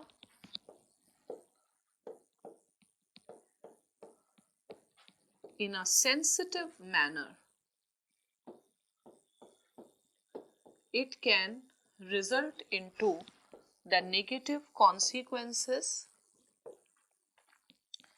We have seen number of times there has been an anger and destruction of the Gandhi's idols there, or so these things have also happened.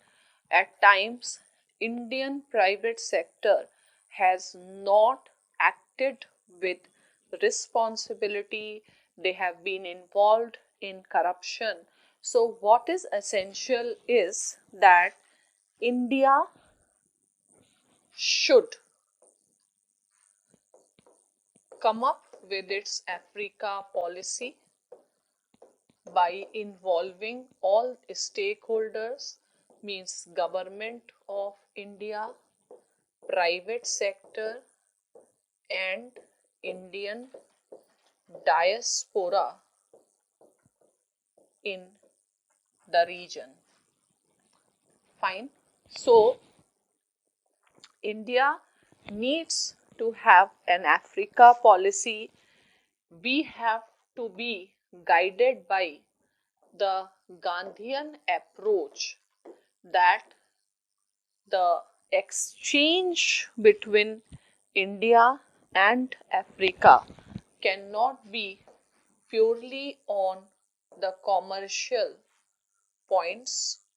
So it's a good initiative that India has institutionalized its partnership with Africa in the form of India Africa Forum summits. And during his visit to Africa, Prime Minister Modi has highlighted 10 key principles of India's approach towards Africa. So, there are cons only, there are no pros, subject to the condition which we ensure that we work in such a manner without hurting the sensitivity and taking the long term view of India Africa relations.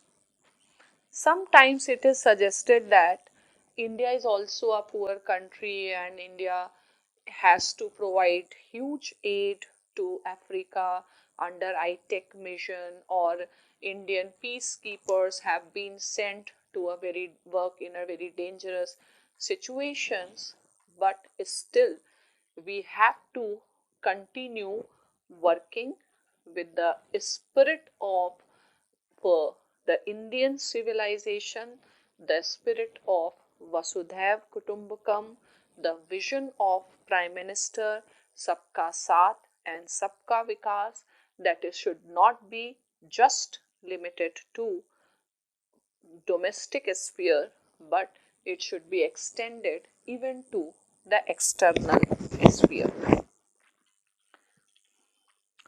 Now, the next question is, discuss the impediments India is facing in pursuit of permanent seat in UN Security Council. So, discuss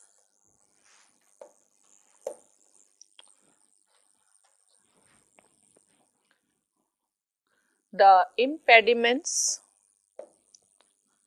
which India is facing in its pursuit of permanent seat in UN Security Council.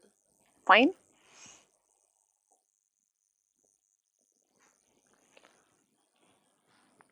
So the impediments India is facing in its pursuit of UN Security Council. So you can always say that since beginning India has the ambition to have the rightful place in the Committee of Nations, and since 1971,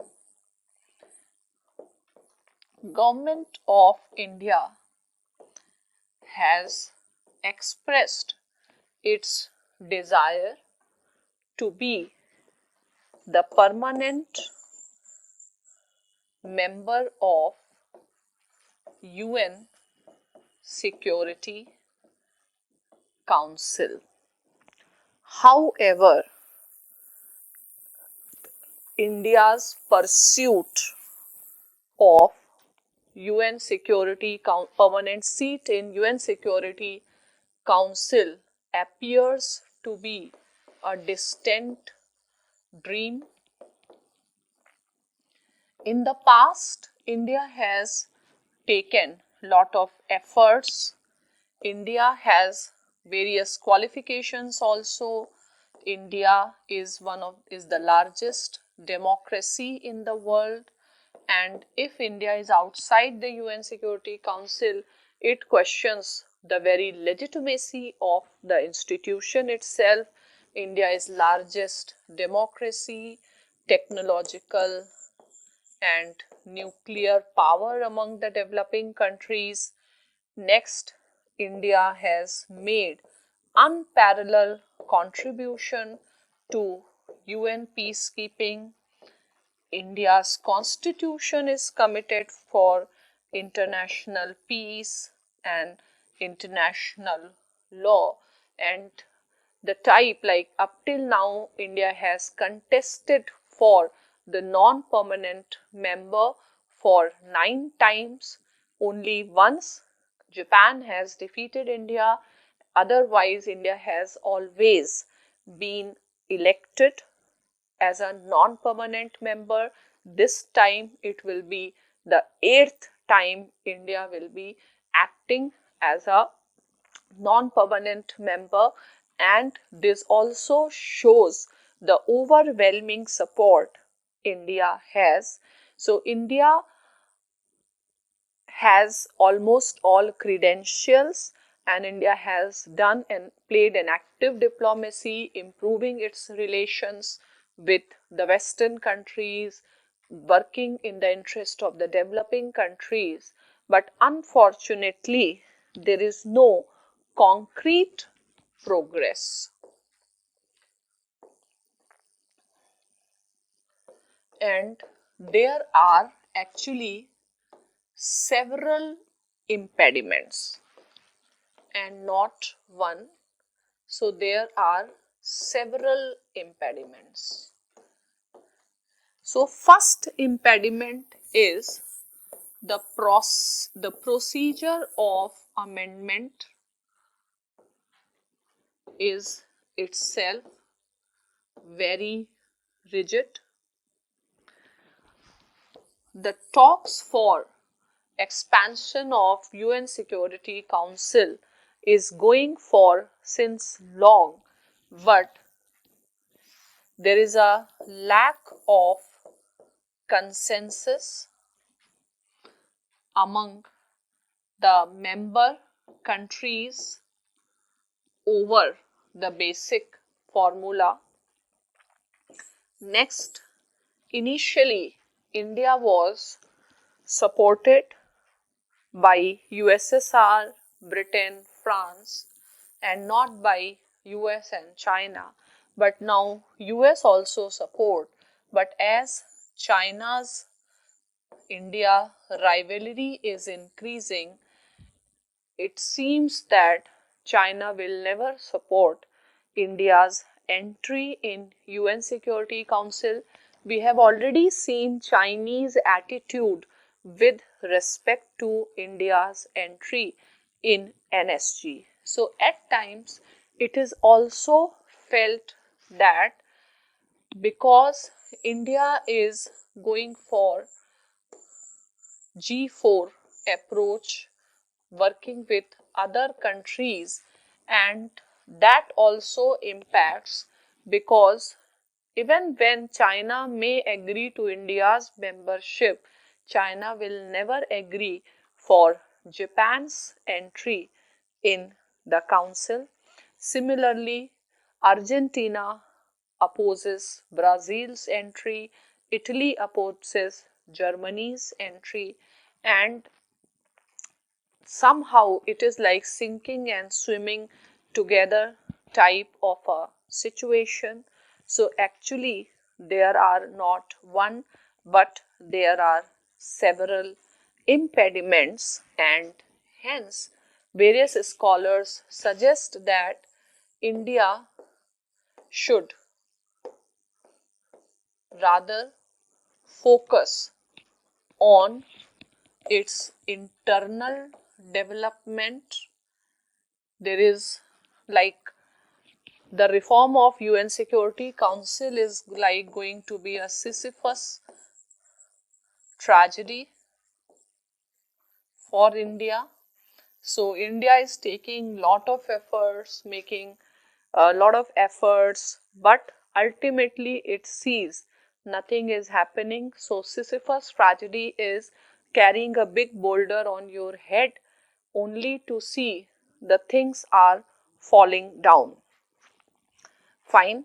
And it is suggested that United Nations is a platform established by US for its hegemony, and today US itself is disillusioned with United Nations. Fine. So US has already pulled out of UNESCO, pulled out of UN Human Rights Council. US is not paying its dues, and UN itself, because of the geopolitical conflicts of the major power, is becoming redundant. Today, multilateralism is in big crisis. So it is better that if India invests its time, energy, and resources elsewhere, for example, in the platform like IPSA, NAM, which are the places where India enjoys the natural leadership. Fine. So now let us see the next question. Project Mausam is considered as a unique foreign policy to improve its relations with the neighbor. Does the project have the strategic dimension? So this is again a factual question.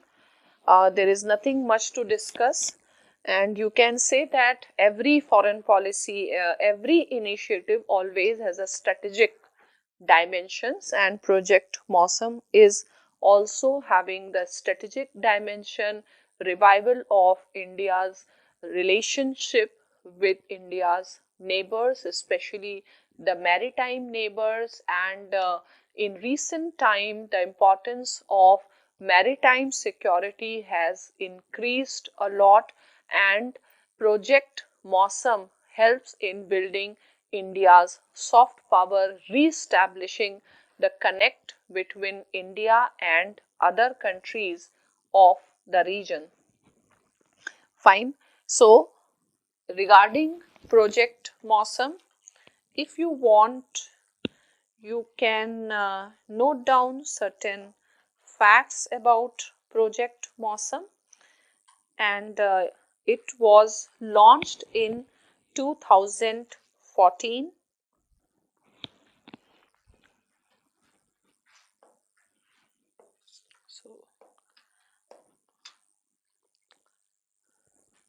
So it was launched by Prime Minister Modi in 2014.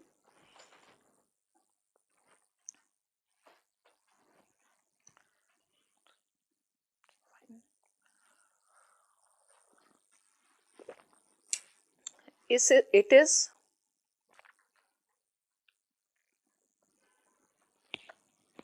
to be implemented by India's Ministry of Culture,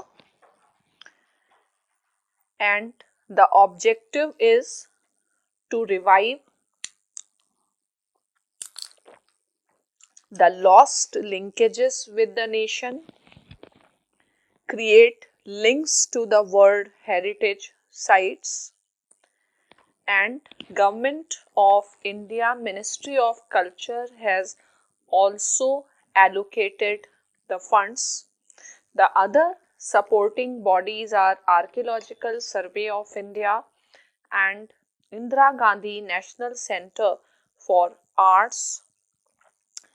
The core aim is to build India's soft power, but again you can say that still, what is the concrete nature of the project? It is not that much evident, but if we look from the broader perspective, then we can say that yes, this shows that India is trying to regain its lost connection, emphasizing on maritime security, and Project Mosam should also be seen as a part of the bigger initiatives of Government of India like Indo-Pacific Vision, Sagar Mala, and other initiatives for revival of its link in its neighborhood. So now uh, the last question. So I am writing here the question itself. Terrorist activities and mutual distrust have clouded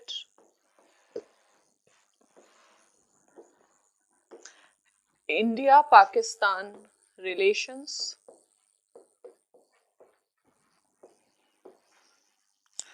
To what extent use of soft power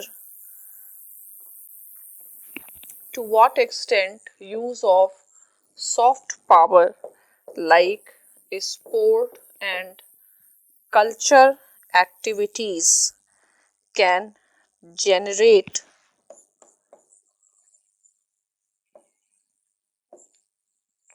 the goodwill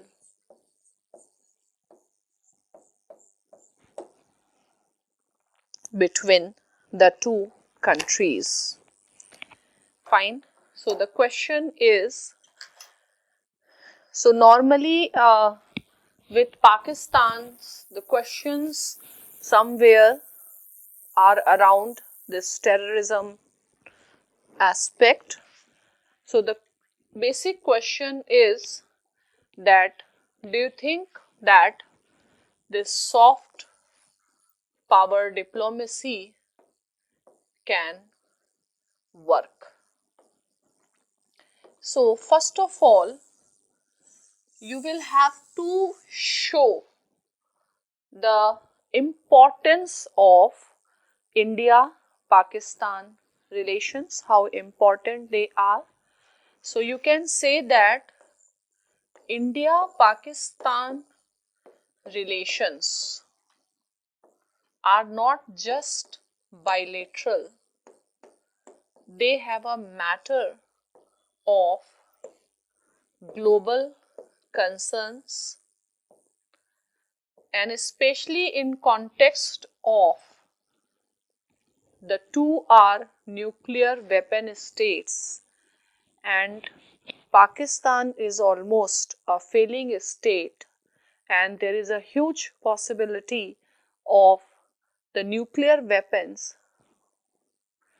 coming into the hands of the non-state actors, and there is a very real possibility of the nuclear war between the two countries, that in US establishment South Asia is known as one of the most dangerous places in the world. And scholars or the authors like Dilip Hero in his book The Longest August writes that the rivalry between India and Pakistan looms large on the future of entire subcontinent of South Asia like Banquo's ghost. So, in context of India-Pakistan rivalry, there are two points of view. So, the first point of view suggests that India should take initiatives to generate the goodwill which can result into the normalization of the relations. Whereas there is a second point of view which suggests that India has already experimented with almost all types of diplomacy, from sports to Bollywood, cricket, but nothing has worked. So they are quite pessimistic and they believe that the only viable policy towards Pakistan is to maintain the nuclear deterrence and, if possible, go for the limited war under the nuclear umbrella with Pakistan in extreme sense. So, this theory believes that the conflict between India and Pakistan is not just the conflict about territory or Kashmir, it is a conflict of identity, the identity of India as a secular state, and identity of Pakistan as the homeland for the Muslims of South Asia. And it is believed that there are very few rivalries which are parallel to India-Pakistan rivalry. For example, Shia-Sunni conflict, Israel-Palestinian conflict, Tamil-Sinhalese conflict.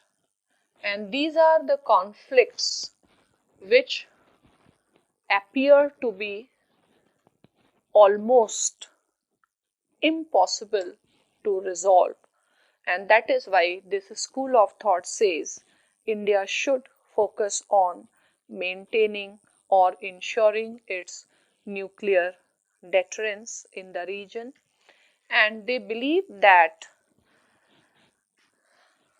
till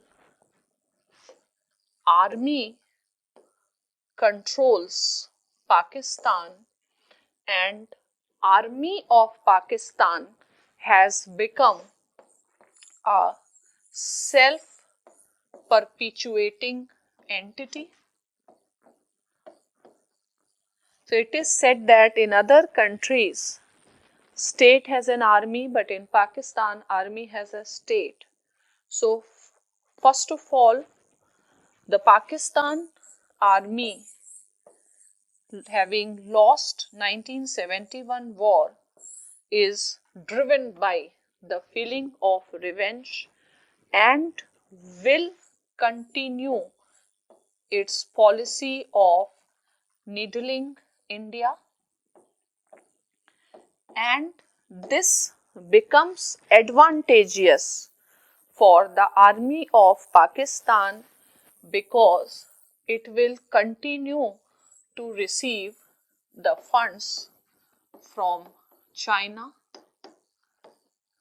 which will use the proxy of which will use the army of Pakistan as its proxy to contain the rise of China. So, in a rise of India, and in short, it can be said that there are very little hope for the normalization of the relations between India and Pakistan.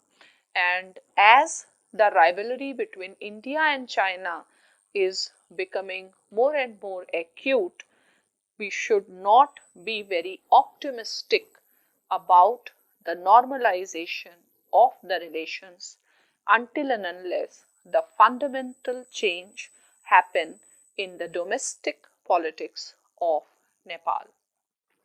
So I hope this discussion will help you in your preparation for mains. And see, the questions are very general. There is nothing that is very, you require some special readings, etc. You can manage if you think with an open mind, understand the question, if you are aware of the current developments. So with this, I am ending this. I hope it is going to benefit you, and all the best for your exams, and I am sure all of you are going to do very well. Thank you.